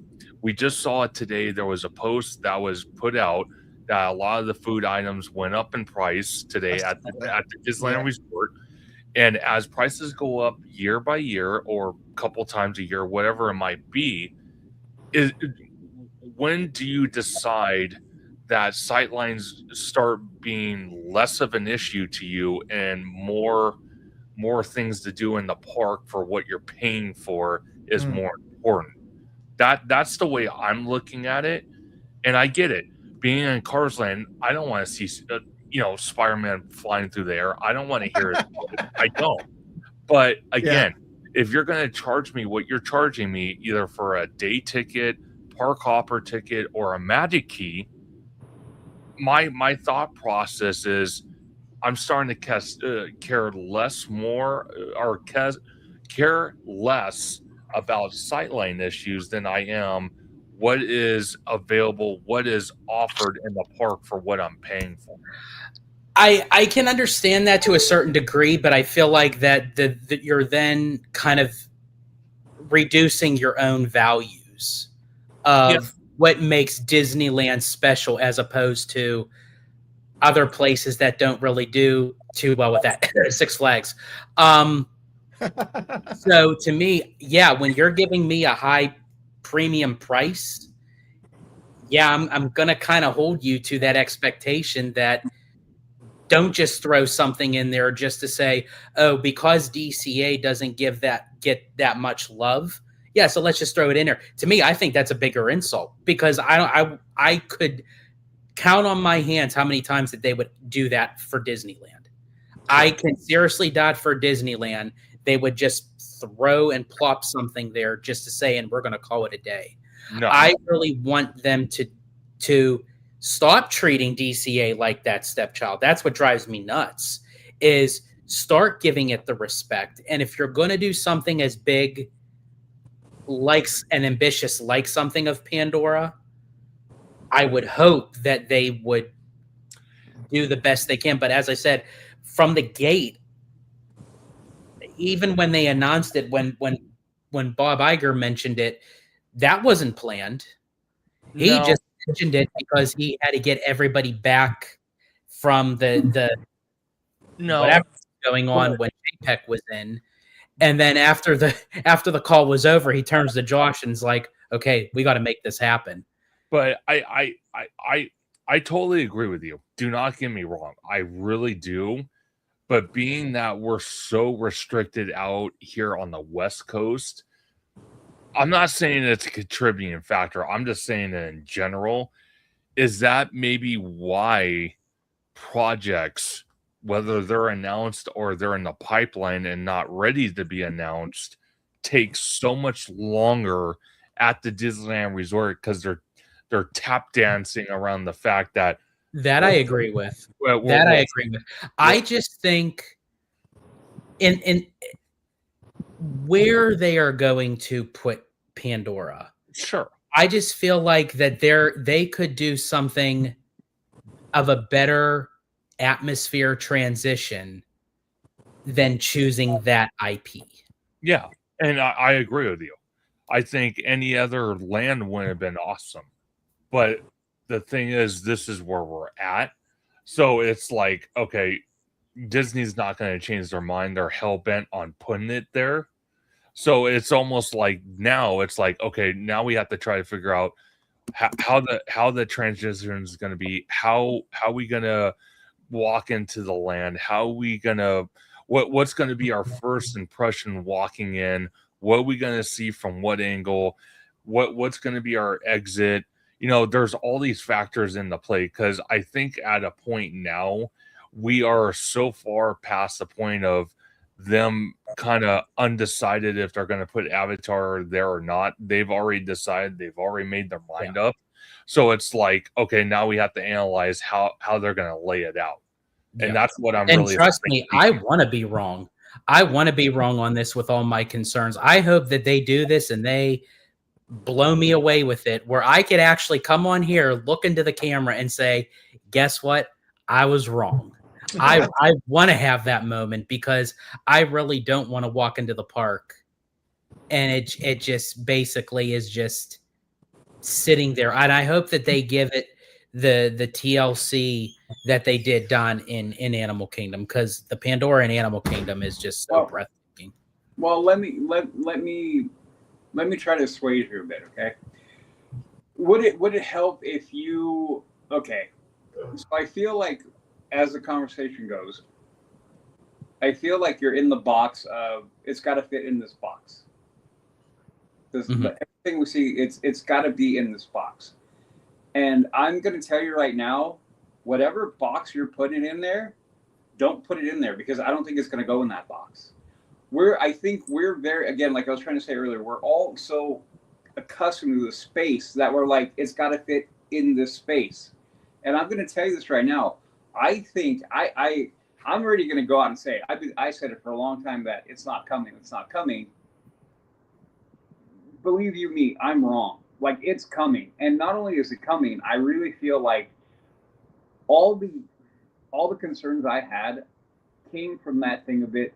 Well, spatially, how's it going to fit? And this is exactly the conversation we're having. How's it going to fit? How's it going to fit? Valid question. But I think we need to be more comfortable with letting go of the current footprint and realizing they're probably going to trash a lot of stuff back there, and they're probably going to go outside of the existing gate and fence line, and they're probably going to push it in a lot of ways that we're like, oh, we didn't think about that. That was kind of my thing. For some people, spatially, they can't go to a flat piece of ground or a couple of 2x4s up and go like, this is going to be that. And I think this is where I think you're kind of in that spot. George is like, I feel like you're seeing that. I really feel, and I have full faith, that the concerns you have as far as the sight lines and everything, I think they're going to address all those. I think all that's going to be addressed, because I think they're trying to make DCA, and they have been for a long time, trying to make it a full-day park. A park that right across the Esplanade is Disneyland. Disney freaking Land is right over there. How do we compete with that? And we have to bring an A game to the table so that it isn't the redheaded stepchild anymore, right? So I feel what's going on with Adventures, with what they're planning, and I think they're pinning a lot of what they want to do to get that mentality away from, we can go into DCA and spend the whole day there, is Avatar. And I think they fully get that. The Coco is an add-on to push it this way and open up the park and add another piece to alleviate what's going on that side, because it's going to be heavy and they're going to pull it away. So it's going to take a while. We're literally walking into the opening parts of open heart surgery. So it's going to get ugly. It's going to get bloody. And we're going to be like, oh, what are we looking at? But I feel like at the end of the day, all that stuff that you're worried about, they are worried about it too. I just feel like they understand it's too important to screw it up. Yeah. Because they screwed it up before. They screwed up DCA almost from the rip. So I feel like those concerns are valid, but I also feel like those are all going to be addressed. And I think at the end of the day, the project is, and I really feel, and I'm with you, I really hope you're going to be able to come out on your show and be like, I was way wrong. I was so wrong. Yeah. And so, and I feel, I really wanted to get going, because I really want to do what we did with Avengers, the expansion Adventures. I want to be able to look at the dirt and go like, okay, what is the dirt telling me? You know, read the TV, read the dirt. Like, what is the dirt telling me? And I really want him to get there, because that's when the fun is really going to start. And I couldn't agree more. Yeah, I really couldn't. So it's going to be very interesting to see what goes down, because we're only I think close to a month until D23 kicks off. Right. Actually, exactly a month as of today. exactly a month, will be the first day of D23, which obviously the first night is going to be the studios panel. But if we're talking parks, it's actually 31 days. But being that, I want to ask you both. I'm sure you've seen the news. This is kind of jumping back east. I want to ask you about Space Mountain, and I want to get George's opinion about this because the rumors circling the wagons that they are going to get a huge, massive renovation to that Space Mountain. I've never been on it. I know George has been on it. Mark, I don't know if you've been on it. I have, yeah. Okay. I've heard it's extremely rough. The ride vehicles are different. We got a retrack in the early 2000s for ours, and it's still one of the best Space Mountains. Obviously, when Tokyo opens, it's going to be the best. But let me ask you, do you guys think it's going to be a retrack? Do you think they might just say, hey, we're going to just tear it out and build the one that obviously Tokyo's getting for their Tomorrowland? What do you guys think about that? Because from what I've heard so far it's going to be a retrack.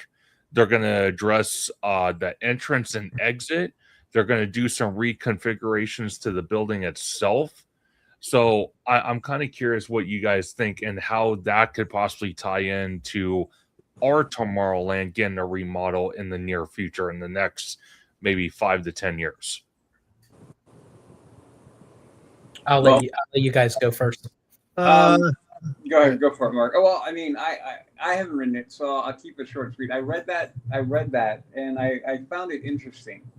I feel like I don't know that you can go into it and completely demo out the inside of it.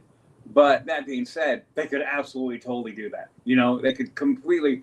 I mean, think about that. I mean, I put it in the context of our space, right? If they went in there and completely demoed the interior of it, you'd never see a stitch of it ever. I mean, you think of Mansion, right? The building was up and nothing was on the inside for how long? So I don't know. I think, not being on it, I can only guess that they'll address some major issues and probably just retrack it. I think that's probably the least expensive proposition on the table, and then redoing an entrance and exit is not a huge thing. So, and then you get your traction back and you get it back running. I also feel, I'm also a big proponent, though, to be fair, that I prefer that there's no retreads as far as any attraction in almost any of the parks, right? I mean, us having a Frozen or something over here would be fine. But I want our version of it, not the retreads. So that's why Galaxy is such a plus for me back east, or whatever you want to put it, because I'm like, it's exactly the same thing. Like, what are you doing? So I would hope that they don't try to make it like anything they're building now, or try to make it like anything that was built. Keep your identity, fix the problems that are obvious, and then just move on. That's what I would hope. Okay. Mark? Yeah, so as far as having clones and like whatnot, so that is every Space Mountain that I know is different from one another. Magic Kingdom Space Mountain was the original one, and it has 2 tracks. Paris has an outdoor launch and it has a loop inside. Ours is probably the most basic out of any of them, because we have 1 track. And like I said, ours is the second version of it. But the question is, what do I think they're going to do? I think that Space Mountain, where it sits, it has to compete with the very upscale Tron Light Cycles building, and that is something it needs to probably figure out if they want to, make it look more like the Shanghai one. But I've heard they're going to add possibly like an outdoor launch to this one in Florida. Interesting. I think that the cars in Florida need to get changed to ours because those are very Matterhorn-esque, where you're basically sitting like a one single row. And I don't remember the queue, but I remember it feel like it was a lot longer than our queue in Anaheim. I don't know if it is or not. It could have just been I was tired, but I think it's going to be a little bit more than what they're saying. And I think they need to bring their. I think it is going to be a little more than just like the queue. I think it's going to be a new track. I think the cars could be reconfigured, and I think there could be an outdoor launch. That's all to say that I know they're probably looking at ours as well, and there's just talk about making ours look like the Shanghai one. But while that's cool, I still think ours and our spires are very iconic for the Anaheim skyline. So Yeah. I would have a hard time swallowing that pill if they went in that direction. If they could make a hybrid version that still kept the spires, I mean, I think the Matterhorn is the most iconic, but Space Mountain is the next thing that I usually see. So I don't know if I answered the question. Well, see, I do find it very interesting that they are exploring that option or possibly could explore that option. I think they will not close Space Mountain, no, at least at the Magic Kingdom for this remodel until at least some of the construction is done, meaning I would honestly think maybe Cars Land might be done before they touch the Space Mountain, because you have to think about it. Their Space Mountain, from what I analyzed when I was out there, they would have to close the People Mover, which is a people eater. Yeah. They would have to close, I would guess, I can't say for sure, but they would probably have to close the railroad in that section. Tron wouldn't be affected. But the other thing we have to remember too is the Carousel of Progress is going through a massive transformation right now. Oh, yeah. You can't have two massive attractions be down for massive renovations at the same time in the same area. So I think they're going to wait until the Carousel of Progress reopens, possibly Cars Land opens, maybe one of the other projects, probably Tropical Americas and Animal Kingdom opens before they close Space Mountain. I think it would just be detrimental to close it right now. I think there's a possibility they might talk about it at D23, whether it's at the park panel or somewhere on the showroom floor, maybe in the Imagineering Pavilion. I'm not sure. But that's my thought process. I don't think they're going to close it as soon as they announce it. That would be a big mistake. No. They'll. I think honestly, with all the rumbles going on, and how Disney is kind of utilizing, some of that, the money that's being put towards the parks is also, updating them, and renovating them. And I feel like that Space Mountain is next on the list. Especially after, coming off of Buzz Lightyear, Space Ranger Spin, Big Thunder Mountain, Conductor, as you had mentioned, Carousel of Progress. Carousel of Progress, I don't think would take that long. I feel like that it should be maybe online sometime in 2027. I think that they would probably announce, if they are going to do this, of Space Mountain at this D23, but I agree with you. I feel like once Carousel of Progress is up and running, then they'll close it down, especially because, as you had mentioned, it's two attractions that are very close to one another in the same land. Yeah. When it comes to Disneyland, the problem with Disneyland is,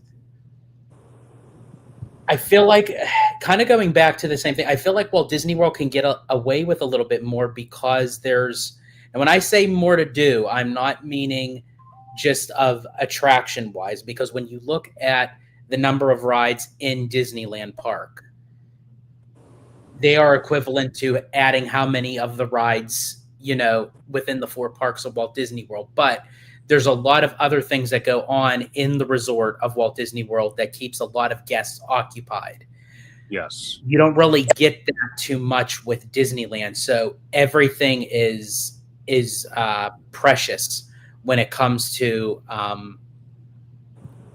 in the parks. And if you close down something significant, that's gonna hurt you operation wise. And I feel like with Magic Kingdom, with them opening up Tron, I feel like Tron would kind of be that substitute, to have Space Mountain down for a long period of time. It'll still draw people into that land, where if you close down Space Mountain right now, I don't know how really people would take the fact of going into Tomorrowland at Disneyland. But again, at some point, it's going to happen.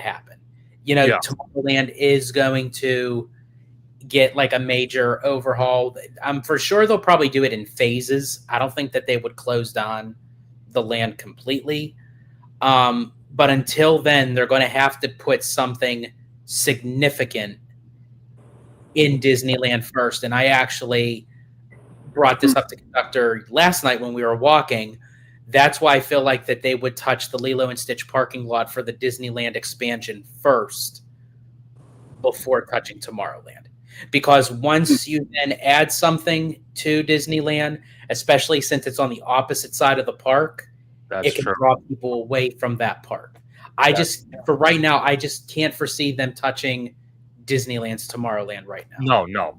I don't think we're gonna hear anything until very, like, at the earliest, the 2028 D23, if not the 2030 D23, because I think they're gonna go balls to the walls with our Tomorrowland, and they are gonna close it off completely. Like, there is gonna be no, like, and I'm not saying that they wouldn't do this, but I think out of all the content from different videos from different content creators and listening to what they've all said, kind of doing that deep dive thought process, our Tomorrowland is almost like Legos, like on the surface and then underground. And I think it would be a lot more difficult if they went piece by piece instead of just ripping it all out and starting over. But I do agree with George. I think expanding into the Lilo and Stitch parking lot, having the stuff in DCA available, being Avengers and Coco at the very least, I think that would help. Possibly even Avatar, who knows?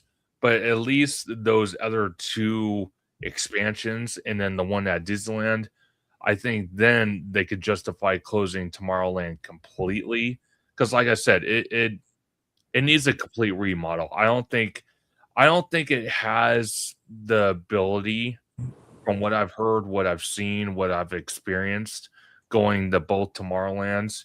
It doesn't have the same thing that the Magic Kingdom's Tomorrowland is, where they could just do piece by piece. Ours is built way too differently, even though aesthetically it looks the same from the surface. But underground, it's 2 completely different stories. So I think the best thing Disney can do for ours when they're good and ready is just to wall it off all the way around and just start demoing everything and starting over. Yeah. I'm just being honest. Oh, and to answer your question, Conductor, I forgot to actually answer it. I would honestly say gut the whole interior of Magic Kingdom's Space Mountain. I would keep the same kind of queue line, the entranceway, because you do kind of go down and go through like a long hallway kind of thing that goes into that. I would definitely keep. But as far as the track, the vehicles, I think it is way overdue. Because as I said, for me, that ride is very rough. I would actually honestly say at times it's a little bit more rougher than the Matterhorn. Because I actually have a kind of like a cheat that I do for Matterhorn, where you lean forward and you move with the track, sort of like you're actually on a toboggan. The problem is, if you try that with Space Mountain, you can't see where you're going. So you don't know really like which way to move with the track. So when you're that low inside a vehicle, and those bars come like all the way like to your waist, to your stomach, and I'm like, do they not know, like, with these vehicles that we're men? Do they know what we have? Mhm. Like I'm like walking out of there, and it's like I have a division sign, and it's like, but I think honestly, you would have to have a new track to have the new vehicles, Yes. because the vehicles fit that kind of. It's a more narrow track than the one out here. Yeah, so that's why I say literally just kind of gut it and rebuild. Well, okay, so this is the next thing I want to bring to your guys' attention, because both me and George have seen it. George, I know when I called you last night or during the day, I can't even remember. You were watching Jack from DSNY's latest video about D23 predictions, all this stuff. I think right now, as it sits, because a lot of people have said this, I'm guilty of it myself. Walt Disney World, the Magic Kingdom, all the parks out there for the resort are getting a lot of love. New updates, new attractions, new lands, new this, new that. And actually, it's quite funny I mentioned that, because Blog Mickey actually reported 14 hours ago that there is a new permit filed for a backstage expansion at Typhoon Lagoon, which is one of their water parks out there. So I think what's going to wind up happening, this is just my thought process.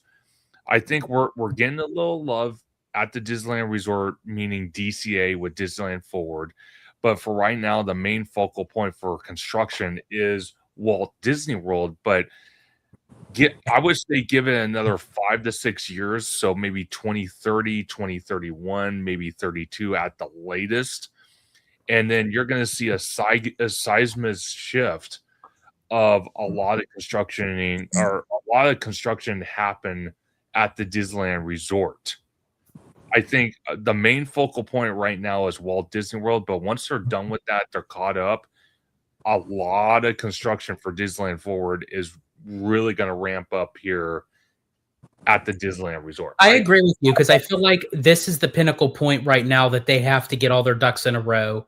Yeah. And again, they have to maneuver everything around, because of the rezoning, the changing like of the parking lots, adding the parking structure, adding the bridge, rerouting the other bridge on the opposite side, changing the security, changing the Uber drop off. Disney World doesn't have to worry about any of that stuff. So they have to take care. So it's like kind of like the unappealing, unmagical phase right now. But it's like once we get through all that, then we can start getting the goodies in the basket, so to speak. And I'm glad you brought up Typhoon Lagoon, because I did see that too. And I thought the fact that they're actually going to be putting time, effort, and money into this water park tells me that, okay, they're like, they really want to like up the game here. And again, that might be another surprise at D23 that they could end up mentioning what they're doing with Typhoon Lagoon. And then eventually they'll probably do something with Blizzard Beach. But yeah, I'm very curious about that myself. But I think it's not just about expansions. It's not just about adding new rides. It's literally giving the love of these current attractions that we have, because they constantly run day in and day out. Even when the park closes and we leave, those rides keep moving. 100%. They do. So it begs the question, by 2030, that D23, which there's one more before that, which is 2028, but 2030, I'm kind of wondering if it's going to be 2028 or 2030. We're going to hear a laundry list of announcements for the Disneyland Resort, meaning Disneyland Forward. I mean, possibly with the Lilo and Stitch parking lot, with the Simba parking lot, possibly what they're exploring on doing with the third gate, with the Toy Story parking lot, because by then we will have Coco open, we will have Avatar open, we'll have Avengers Campus expansion open, We'll have the Eastern Gateway built. And then we'll be at the next phase of construction for Disneyland Forward. And it begs the question at that time, if it's available, could we get an announcement, like just a wild card announcement from Disney that they made a deal with the city of Anaheim to buy Garden Walk, which would potentially be part of the third gate? Yeah, I think in the long run, they're definitely. I think eventually they're going to add a third gate, and I really think the Toy Story parking lot is aimed for that. I know a lot of people are concerned and saying, it's not going to. They're going to do like another kind of Downtown Disney-esque kind of thing. I can't foresee them doing that when they're already adding so much to Downtown Disney already. They just opened up Gordon Ramsay Carnaby. They still have Arthur and Sons. They still have the barbecue restaurant that they're going to add. Like, they're investing so much. Why would you then put almost the same exact thing across the street when it's almost 75 acres that is already rezoned for theme park? You wouldn't. Like, why would you not? That would be, I'm telling you right now, that would be one of the biggest mistakes, because when you look at it, outside Disney, Downtown Disney, and even Disney Springs out in Walt Disney World, how many people, I would love to know like the actual numbers of people that visit outdoor malls, because everything's online. The convenience factor is ridiculous. One thing I can say about 2020, which there's hardly anything good about it, but 2020 really brought things to a new perspective on shopping. The convenience factor, even with streaming. That's why theaters are hurting for movies, because it's a convenience factor. Who wouldn't want to just sit at home? If you want something, you just order it online, be in the safety of your home. You don't have to drive anywhere, and it gets delivered to your house. Or if you want to go see a movie, you just go on your TV, like on Direct TV or Dish, or maybe just a streaming platform, and just rent a movie that you can see in the theaters right now. And you're at home, maybe get some Uber Eats and call it a night. The convenience factor is there. So I agree with George. It would be very, very stupid of them. And I'm going to say the word stupid because I mean that literally, for them to build another Downtown Disney Springs shopping district. That would be the dumbest thing they could do, personally. Well, the beauty of all this is that we're going to see what's going to happen. You know what I mean? So that's kind of the fun part with everything. We start looking at all that. We begin to walk down this path. I agree with you in the sense that they can't do that. I mean, we've talked about it on our show. Like, what if they actually use existing Downtown Disney, just let it get absorbed into the park and make it a natural expansion? But I don't know. I mean, it's a tough call. We obviously have to see how what they're doing now is going to start taking out, because I think that's going to be one of the things is they're moving everything one step at a time. I think the bigger things is what we were talking about earlier, Coco, vendors, Avatar. These are going to be the big pieces that are going to have to get put into place. Therefore, they can kind of see how everything settles and works, and then go like, hey, where are we going to go from there? So I think that's kind of one of the things, like, that's why I go back to that Avatar. A lot of it is riding on that. A lot of it is riding on how Avatar gets plugged in, how that plays future movement, and how well it can see. So we'll see. I think it makes more sense for Gate over there. At one point, I thought it was like, well, you could if you're going to absorb the other area, but I don't know, man. Yeah, I'll put it like Mark said the other day, or just today. Whatever they decide, I'm optimistic. You know what I mean? And of company, more so than I've been in quite some time. For a long time, I wasn't too thrilled or happy with the direction of the company. and the parks. And I feel like the mere fact that we're having these conversations about that are all good signs, right? And they're all reasons to be hopeful for what we're going. Good, yeah, definitely good points, honestly. And I think you're right. I think like we're watching this all transpire like in front of us, you know, like, and it's Yep. like we're getting like one piece of the puzzle at a time. It's like we may not understand it now, but it like eventually it'll all come down where it will make sense, and we will look back at it and say, "Remember when we had that conversation where we weren't understanding what the hell they were doing?" But like, it's like, Yeah. well, here it is, you know. It's like I feel like right now we're not getting a chapter at a time. We're literally getting like a paragraph at a time. So this is what it is like. It's almost like I feel like that's where we're at. We're getting a paragraph from a writer at every moment. Like it's not even a chapter. I feel like if we're getting a chapter, we could kind of have a little bit better idea. But we're literally getting a paragraph, and then we're reading it and trying to extrapolate. Well, what is that paragraph? The next paragraph changes the entire story. So that's why I said it's so simple. And I don't think it's lost on the Imagineering about how important Avatar is for this whole project moving forward down there. It's like this is. I'm not gonna say it's a keystone, but it's a good thing to really drive how everything's gonna go in the rest for the rest of the 10, 20, 30 year development.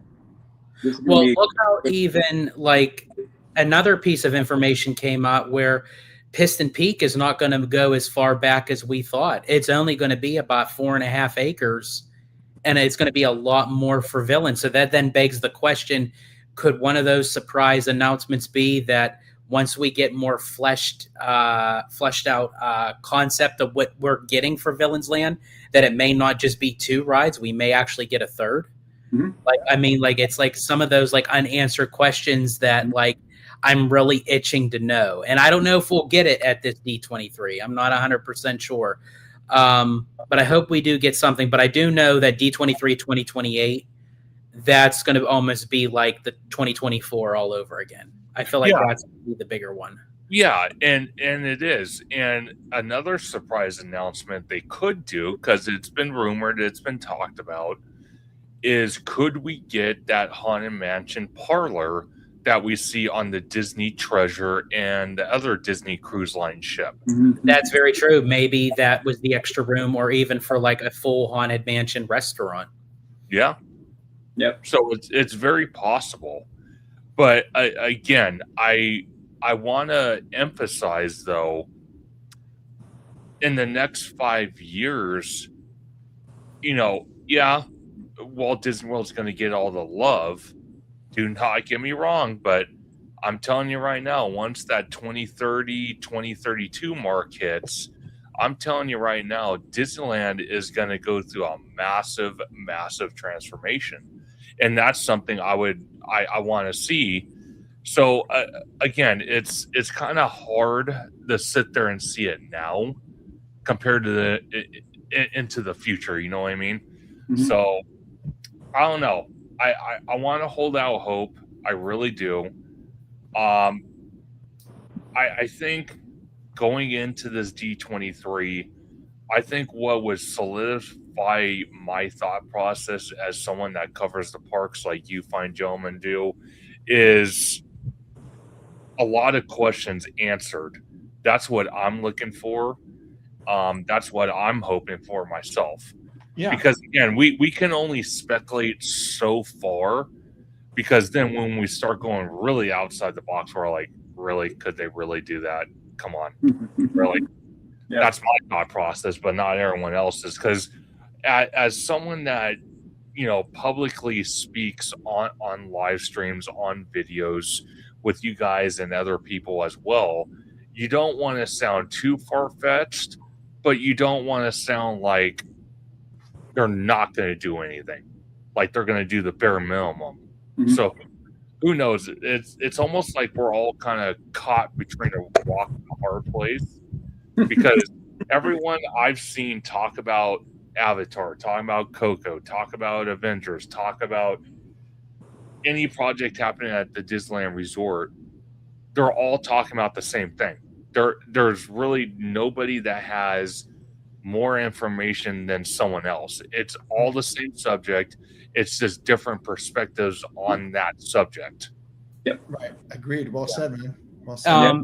And Udi, I want to ask you a question before we get to our last topic of the live. I may have asked you this question before, but if I haven't, or if I have, oh well, here we go again. Being that you are in, the construction field and what have you, and timelines of how stuff is, going through the phases. In the position that Disney is right now, where we don't really know anything too much of Pandora, they didn't really break ground with anything, they didn't close nothing off. But when they said that there was going to be maybe like a 5 or a 6 year time frame, which they said everything would be possibly completed by 2030, 2031. We're already practically almost over and done with 2026, moving into 2027, and nothing has been moved. Is it still feasible for them to have Pandora done by that timeline, or are we surpassed that where it's probably going to go beyond 2031? 5 years. So you have just so you know, you have not asked me this question. Well, okay. So let me put it to you this way. It's difficult to kind of think about that because of a couple factors. Mainly, it's the progress of the pieces that need to move before they can get into it. I would go with this, okay? And I'm trying to picture, everything we talked about, how I feel like Conductor's pretty spot on what they're going to do as far as the entrance and everything. Yeah. I think it's going to be a hard push. I think it's going to be a hard push to hit that timeline. Now, if they go through and literally block it off and flatten the place, I would say it would speed that up.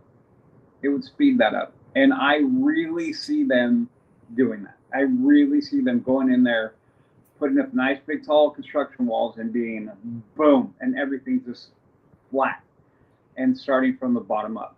But it's going to be a hard push. I really think it's going to be a hard push. Now, that is just at the point of the attraction and not really knowing anything else. If they bring in, okay, this is the hard part. This is going to be the difficult part. If they bring in the right crews, the right builders, the right assemblers, the right installers, that there's the human factor that applies so heavily, into this whole thing. Then you have the permitting and the logistical side of it. All those it's just a balancing act, it's a juggling act. So I can honestly say it's going to be a real hard push. I don't see them doing it. I could be way wrong, because crews, if they are willing to pay the overtime and get to work, I've seen some stuff get built quick. But, and we've seen that they could, if possible. Even Disneyland Handcrafted, don't underestimate Disney, that they were literally in the documentary still building Disneyland on opening day. They were still fixing stuff. Yeah. Disneyland Handcrafted, or as I like to call the new title, OSHA's Nightmare. Yeah. Basically, they broke every rule in the book. Oh my God. I see a guy with a heavy equipment like tipping over, and I'm like, oh my. Okay. Oh yeah. Nice. That is very true. Bryant, really quick, welcome in. And yes, to your statement, I think when it comes to a lot of the newer stuff that's going to be coming out into Disneyland and Walt Disney World, I'm going to do my hardest to really not watch the POVs. So when I do the vlogs, you guys could get the real raw reaction from me. So I will definitely do my best with that. Good, yeah. Keep it real, man. Keep it real. Keep it real. Mm-hmm. So for the final topic I wanted to discuss with you guys, because Conductor and I have talked about this before, but I haven't had you guys on to discuss this, and it is the new pirate audio animatronic that was added into Disneyland's Pirates of the Caribbean, and this thing has been getting lots of mixed reviews of people enjoying it. People don't really like it. With the I will say this, from seeing it in person, I'm kind of in the middle ground with it. where it's like I don't need it, but it's like, okay, it's a cool concept. But when they said that they were going to utilize the new state-of-the-art technology that they showcased off of, we call it Imagineering, I don't personally see it. And after interviewing Scott Gustin, where he said he got to actually see this animatronic literally up close in person at WDI, and he got to see what the technology could be done.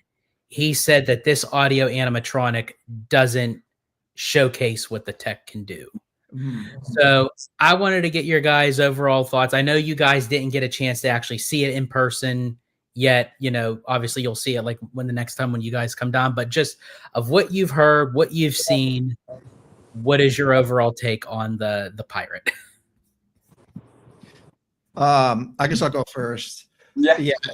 We haven't seen it, but my take is ultimately I'm happy that they're taking risks and they're doing stuff like this. My take is that this is very much a beta test to see what they can do, how the public is gauging it, I think they are listening to comments to see if they can fine tune it, because ultimately this is the tech that I believe is going to go in the Coco and future projects. That being said, from the audio of it, it sounds kind of goofy to me. It sounds like Shaggy from Scooby-Doo. And it's I don't know. I know Udi and I talked about this before where, pirates aren't supposed to be smart people. And he sounds very unintelligent when he's just kind of moaning and everything like that. But I mean, I think it's going to get better. But I appreciate that they're actually taking chances and doing stuff like this. That's my initial thought. Okay. What say you, Udi? Well, I agree with Mark. I think when this, and thank you, George, by the way, for giving this. I just want to give a shout out to your little spots on our podcast, and you brought this up. And so, yes, you did. Yeah, and so when this got released, it was a surprise, right? No one was seeing this. No one saw us coming. And I think that's part of the reason why I got such a mixed review, because we didn't know. And when you touch a sacred attraction like pirates, people are going to have mixed emotion. I'm with Mark. I told everybody, like, our podcast text thread was pretty long. And it was pretty animated. I'll put it that way, right? Mark is a good word for it. Yeah, with the discussion of it. And I will say this: the critiques of it are fair. Every critique that I've heard of it, I've watched multiple videos now. Our good friend Jay Bratton sent us a video, and he was on the attraction. And that video that he sent, I was like, okay, it was better. It was the more close up, and it was a more broad, like, complete presentation of the audio animatronic from when he comes in the view all the way through and all the way around. So I was like, okay, it helped me get a better sense of what it's actually like. That being said, I agree with Mark. I think the audio is not the best. It's really not. I do really enjoy the skull. I think that flipping back and forth from the human to the skull, I think that effect is freaking awesome. I dig that. Yeah. So I just felt like good try, like good. And I agree with Mark wholeheartedly. I think this is a preview and the stepping stone for what we're going to get in Coco, and it's a beta test for further going down. They need to continue to refine it and make it better. I will say the outrage over this, my first opinion is completely overblown. 100% overblown. Yeah. This is no redhead change out. Okay? The outrage that I had when they said, oh, we're going to change the redhead, that still burns every time I write it, because I look at that, because it's a fundamental change to the story. That was my issue with that. It continues to be my issue, that it was a fundamental change of the story and screwed it up. This is none of that. This is actually an attempt to add to the story. It adds to the story that we learned from the movies, right? The bloom, all that stuff. This tries to incorporate that into this. Like that, don't like that, that's fine. So I'm glad they did this. I kind of am anxious to see it. And I will tell you this right now, I'm very on the fence with it. Overall, I'm not losing my mind over it. Overall, I think anybody who has lost their mind over it, I want to walk them off the ledge very slowly and be like, it's going to be okay. You're fine. You're fine. They did. And I felt like I need to remind people, you know how many things have already changed in Pirates? And again, this is not the redhead. So we'll see what happens. I hope they perfect it and make it better and change the voice. And here, the critiques are like, the voice isn't good, the effect isn't that good, and make it better. So we'll see what happens. I do agree to the fact of I think there's a lot that's going on in our world today that we could be more concerned about than an audio animatronic pirate. Yeah, for sure. I mean, it's not that people don't. Everyone doesn't always have to love something. They always don't have to hate something, you know. But I mean, like, I do agree. I feel like with this in particular, it's kind of like, you know, it is what it is. You know, I do hope that they do, you know, perfect the tech a little bit better. Absolutely. I feel like that the placement of the pirate, I think, doesn't help. I think like once they kind of like get an audio animatronic that can kind of utilize this tech in a much different way, because they had mentioned it again on We Call It Imagineering, where they said they're probably going to utilize this for. They mentioned Mike Wazowski, which is probably going to be for the Glob Theater in Monstropolis. They mentioned Lightning McQueen, which probably is going to be for Piston Peak. And then they mentioned for Hades, which I'm assuming, again, would be for Villain. So I do hope that it can be utilized well when it needs to be, but I hope that they don't just rely on this kind of tech, because I do love the actual facial, you know, done of an audio animatronic, especially because Conductor always mentions it, like they just changed out the Frozen Ever After audio animatronics from Epcot, you know, because they've been having a lot of issues when they don't work. Of what Conductor calls it, it's like the Omen effect, where there's like no face on them whatsoever. So hopefully, the one plus side I will say that if they're having any issues with this pirate, rather than having that, they could just switch it off and then just have the skull, you know, sitting there. So that is, you know, obviously a benefit if something does go down. But Conductor, I know we talked about this many times, but is there anything else you wanted to add about that, especially since you got to see it several times for yourself? I did. My only thought process is, as much as they use the new technology from Unreal Engine and all that, I don't know. My thing is, I rather them do what they're doing with the Walt animatronic and have like an articulate face, you know, actually talking to you. I like that interaction. I don't like this screen based. It looks too fake to me. And for a attraction like this,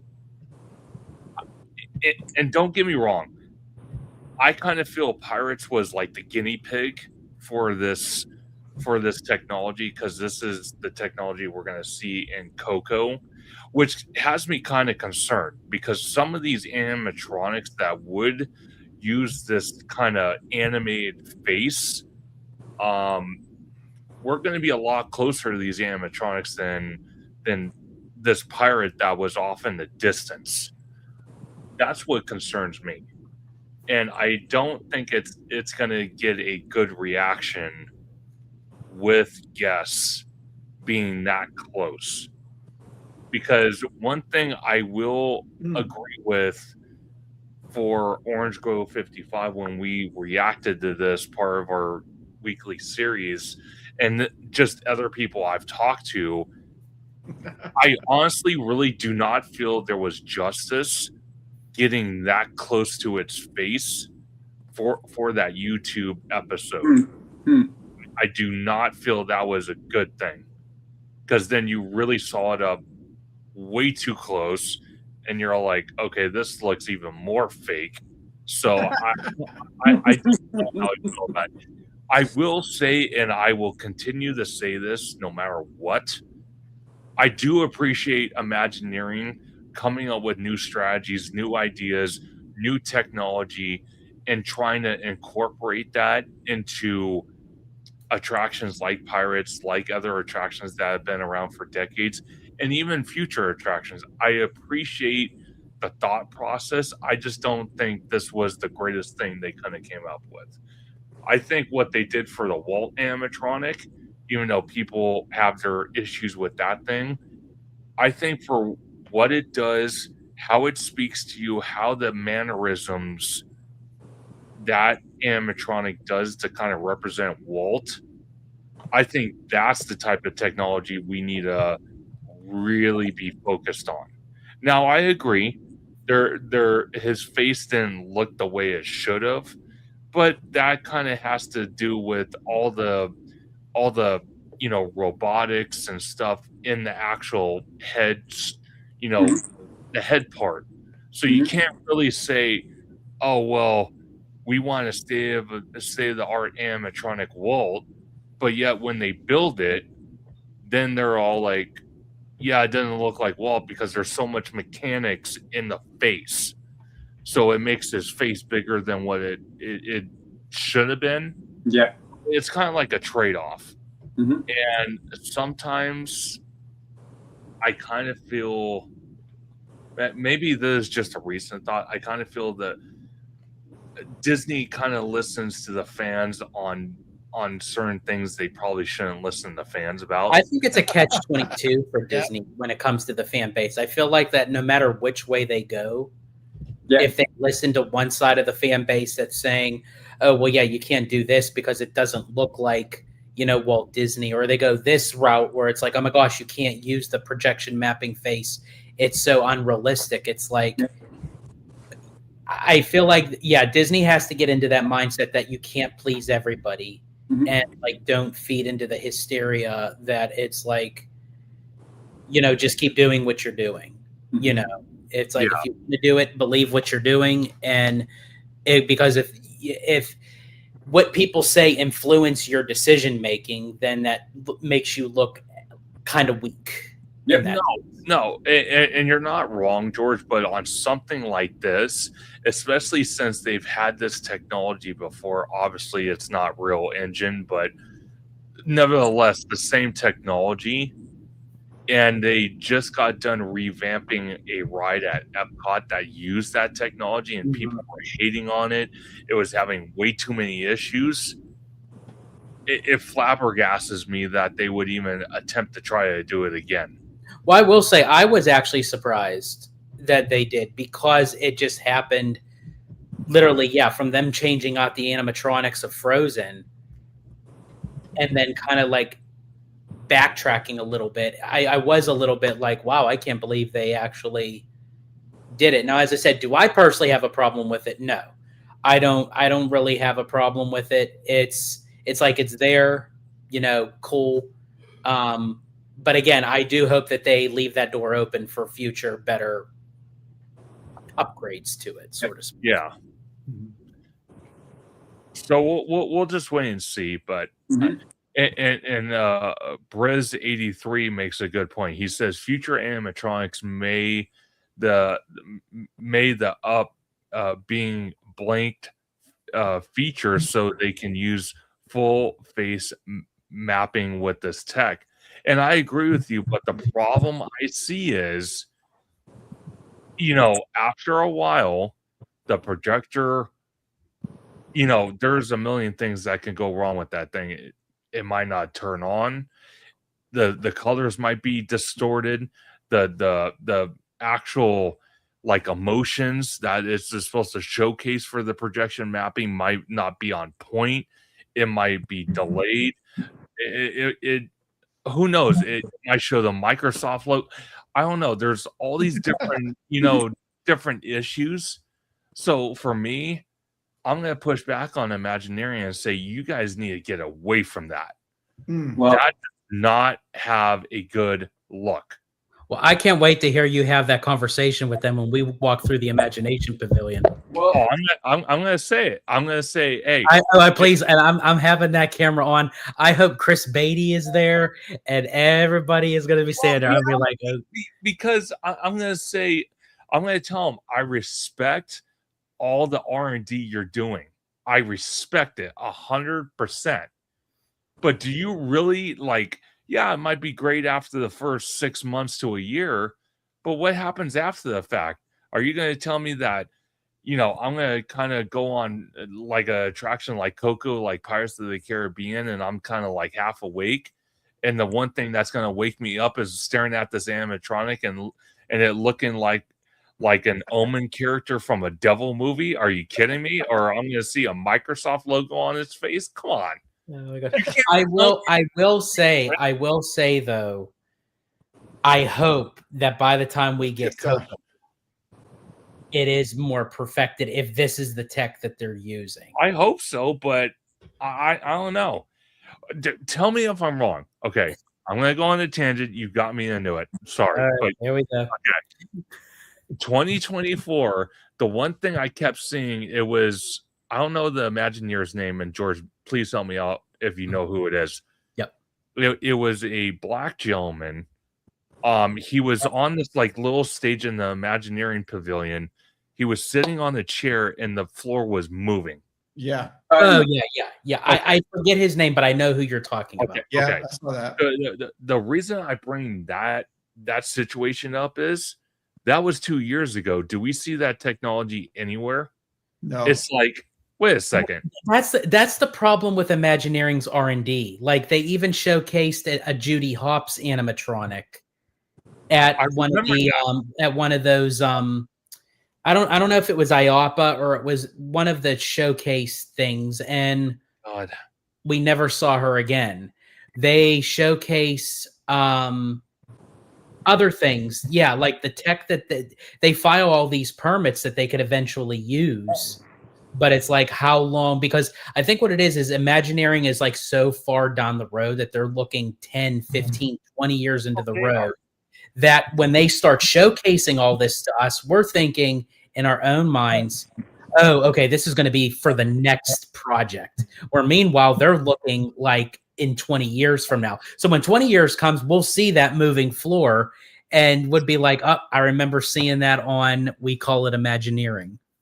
But go ahead, Udi, please. Well, I just want to add, we didn't put people on the moon right away. No, we didn't. So I get your point where you're coming from, but I also I'm going to push back a little bit and go like, they don't know what's not going to work unless they try, right? So this is going back to it. They need to try this. They need to figure out like, will it really work and will it really not? I feel like, I mean, you're spot on about the Walt animatronic, and I'm with you 100% on that, Kent, by the way. I infinitely prefer a fully functioning, facial featured, real animatronic. I prefer that 100 times out of 100 over a facial screen. But I also realize that is very unrealistic that they're going to put that much time, effort, and energy into that. The cost overrun, I mean, we can go on and on about that. But the thing is like, I really feel like, and going to what you're saying, George, is we see these things, and these people are light years ahead of us in their thought processes. And this is like, hey guys, they're more there to ignite. This is why I've always looked at Imagineering when they do that, because I look at that stuff and I was very much like you guys. Thank you. That, where is this? Oh, this is cool. Where is it? I need to see it right away. And then I had to pause it and go like, hold on. What they're doing in Imagineering by showing you this is going like, it's firing up your imagination. They already thought of it. They're already like, hey, look at the cool thing that we're working and playing with. And that gets you going. That's kind of the point. I've kind of shifted my whole entire view about Imagineering to that. It's not about what they're doing. It's more about, yeah, we're doing this, but what are you guys going to do? What are you guys going to think? How is your imagination going to explode from that? So I feel like let them build, let them do this. They're going to fall on their face a few times, and this might be one of those. But at the end of the day, dude, I'm excited because if they're playing with these concepts, these ideas, the interactivity, the immersion that they're trying to get with down the road is something that I am excited for. And we have to watch the ships crashing down, like when Elon was doing his rockets, watching them explode. We all go, "Whoa, that was a major screw up." But now he's catching rockets with chopsticks. You know what I'm saying? So we're moving to that point and in that direction when they do this stuff. So I'm just gonna go with completely opposite for you, conductor. I would walk up in there going like, "Hey, I don't really like it, but I see what you're trying to do. Go further." And I would be the guy going, cheering them on, going, "Yeah, you just fell on your face. Get it back up. Keep on going. Keep on going." You know what I mean? I'd just be on the other end of the mat. I'm on the other end with that. I'm like, don't run away from it. Push into it and figure it out. Because I feel like the potentiality for that is much greater than I think even we might be able to kind of wrap our heads around right now. And I love Briz's comment right here. It got us talking about it tonight. Imagine what they're working. And actually, it's very true. It literally, for us to actually have this conversation, whether we have different opinions on it, it actually sparks the conversation. And that is very true. And also, Briz, was it like a floor projection like some arenas use, or actual floor moving? No, it was sort of like an actual... It kind of looked like, like those little metal, like magnetic round balls. They kind of like, it was like embedded into the floor, and it basically like maneuvered magnetically where you could, it was transporting you from one part of the room to the next. I actually got to, just real quick, Briz, that technology, if you search on Google, just search for Disney Holo Tile. Because what that technology is, it's called the Holo Tile, and it can move weight around all over the place. Yeah, because I actually got to experiment it with a little bit up at the Imagineering Creative Campus. They had like objects, and they gave us like the devices that we were able to like maneuver it. So that was actually really cool. I hope again they do utilize it, and I hope maybe they'll showcase it more at possibly D23, even possibly with the new technology with the droids that are supposedly going to be making us drinks, that they're going to showcase that at D23, which eventually it's going to move into Disneyland. So they already have that tech in Vegas. They have that tech in Vegas. I'm literally looking at my mug with it right there because I got one from that spot right there. It's right there. Robots making drinks. Yeah. Robot making drinks. So I love that. I heard that. I'm like, yeah, that's awesome. Yeah, so they said possibly like around like the end of this year for Disneyland for it to go into Galaxy's Edge. So nice.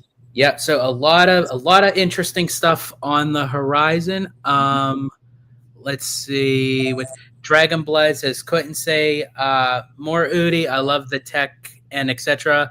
I've got more mixed on the new pirate, but only for its placement in the attraction and where it could have been utilized. But I love the new tech. Rebby D, nostalgia should only be consumed in small doses. Too much, and you may get nostalgia poison. The cure is new attractions. I actually like that. I like that. That's really that's cool. funny. Yeah, we can only go to member berries for so long before we're like, hey, we need something new. So yeah. Right. Yeah, absolutely. But I want to thank you gentlemen for joining me today. It was an awesome conversation. Absolutely loved everything. Definitely going to have you guys back on again. For sure.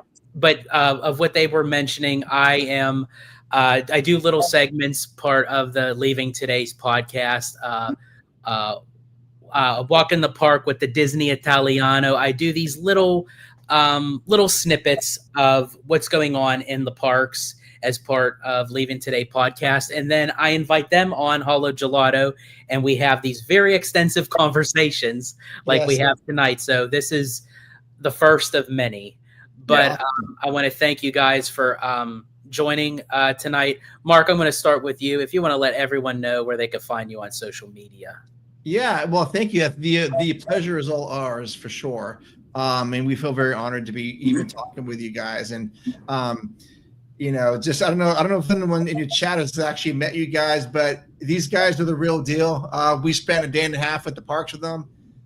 Absolute genuine people, and I'm looking forward to hanging out with them again and having great conversations and drinks and meals and stuff, and looking forward to that. Gotta get back on with LTP. It's been a while since I've been on there. Oh yeah, you got it. Welcome. Though the water is very warm. Yeah, you can back into it, right? But you can find me at leavingtodaypodcast.com, on Instagram, Leaving Today Podcast, and LTP Lounge, which is our video companion, every Wednesday night between 6 and 7. Wait a minute, Patrick. Whoa, Patrick, brother, what is up? Okay, hold on. He's an OG member. He's an OG member. Okay. So the mask finally came off. He was hiding under a brizz. Yeah. He used to work for Disneyland, and funny story, he was in the Marines, and he was deathly afraid of going on Splash Mountain. He had never gone on it. I don't know if he wants the story. We told, but I don't care. Oh, forget it. No. Tell the story. I'm all for it. Tell the story. And this is a Marine who was jumping out of helicopters, and he was in combat stuff. He's like, dude, I'm too afraid to go on Splash Mountain. And so we all went down there, and we got him to go on with us, and it was awesome. Wait, hold on. Keep on talking. Well, no, I mean, Patrick is a great guy. Absolute great guy. I forgot exactly what he did for the parks, but he worked night crew. The night crew. Well, Patrick, welcome in. Always glad to know like a name from like another name like behind like the handle. So definitely welcome in, and definitely jump on whenever you can, because I will be having these guys on a lot. Oh, look at that! That's Udi, Jess, Patrick in the red. Nice. He's wearing he's wearing a shirt with Jess on it. Miss you, brother. I miss you too, man. So you can find us every Wednesday night on LTP Lounge, on our YouTube channel on Leaving Today Podcast, and stream our podcast anywhere that you can find it. iHeartRadio, Spotify, Apple iTunes, or Apple Music, Apple Podcasts. It's all there. And like I said, episode 250 is coming up. We're going to record it next Sunday coming up. And yeah, there we are. Yeah. Oh, LTP has their name on the highest point at Star Wars Land. Thanks to him. Did we tell you that story?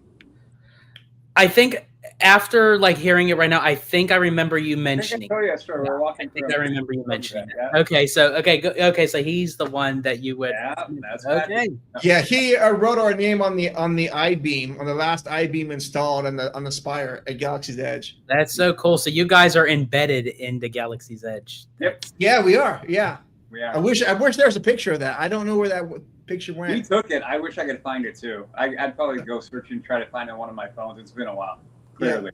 Yeah. Okay, sorry about that. A little bit of a tangent. No. I love hearing stories like that. So that's awesome. And Udi, if you want to let everyone know where they can find you.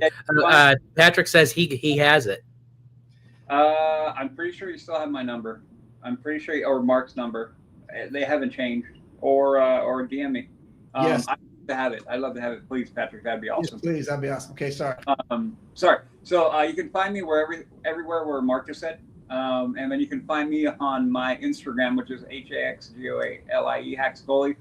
On there, it's me and pretty much unfiltered. And then you can find me on my other podcast, which is The Mando Show, which is a podcast dedicated to Star Wars. Awesome. Yep. Awesome. And of course, the one, the only, Mr. Theme Park Conductor. Always a pleasure doing these lives with you. I mean, obviously, you're pretty much a seasoned veteran, but doing these lives with me, so you're pretty much used to putting up with me. But let everyone know where they can find you on social media. Absolutely. It was a true honor to be on this live stream with you guys and talk about everything we talked about today. Yeah. You could find me Theme Park Conductor on YouTube, Instagram, and Blue Sky at Theme Park Conductor, on X at Theme Conductor, TikTok at Theme Park Conductor 1, and every Sunday at 5 or 7 p.m. for Conductor Sunday live stream, where we have amazing guests like the one and only Hollow Gelato with his spicy theme park Italian opinions. We got the Leaving Today podcast crew constantly on there, as well as we break down Disney and Universal news, where we've been talking about lately D23, which is literally 31 days or 30 days, depending how you look at it, away. So that's going to be one of the main subjects for all the Conductor Sunday live streams leading up to that event next month. And everyone, please turn your notifications on, because we are going to have a slew full of content for you. You're not going to know what you're going to do with it. So exactly. And then we also talk about, because there's some interesting news with Halloween Horror Nights, and then possibly with Fast and Furious Hollywood Drift being delayed, what that can mean, because Universal has pulled the extra feature of riding that attraction during Halloween Horror Nights on some of the tickets. So people aren't happy about that. So definitely stay tuned to not only Hollow Gelato, but Theme Park Conductor and the Leaving Today podcast crew. As like Mark said, they are getting ready to film their 250th episode, which I cannot be more excited to listen to. I am going to be front and center and probably one of the very first people to listen to that podcast, because I am a graveyard shift at my work. So I'm up at 2 a.m. So I'll probably be one of the very few with firsthand. So we'll have to wait and see. But again, all three of us make such great content. So definitely turn on your notification bells. And I want to give a big shout out to everybody that has watched the Gordon Ramsay reviews, both on Theme Park Conductor and Hollow Gelato. It means the world to us, because my gosh, I can't talk any more than I've already talked about it. It was such a memorable experience, and it's something that I can't wait to look forward to going back to. Absolutely. I completely agree with you. Billy, I do apologize. I actually it slipped my mind with everything that's been going on with all the news. I'm still going to try to figure something out where we could have viewers and guests call in, like when we do lives and stuff. I'm still going to figure something out, but I do apologize, but we will definitely let you know when we can finagle something of that. And then I'm so very sorry. There was one last thing I just wanted to bring up to kind of close it out and everything. And it was the little teaser that Disney dropped for Oogie Boogie, because I was waiting on to see like what was going to be the next villain. And I thought, you know what? I didn't actually bring it up or talk about it yet. So I think maybe this could kind of be like the last thing just to kind of close it up. But here is the teaser for the new villain that's going to be joining Oogie Boogie Bash.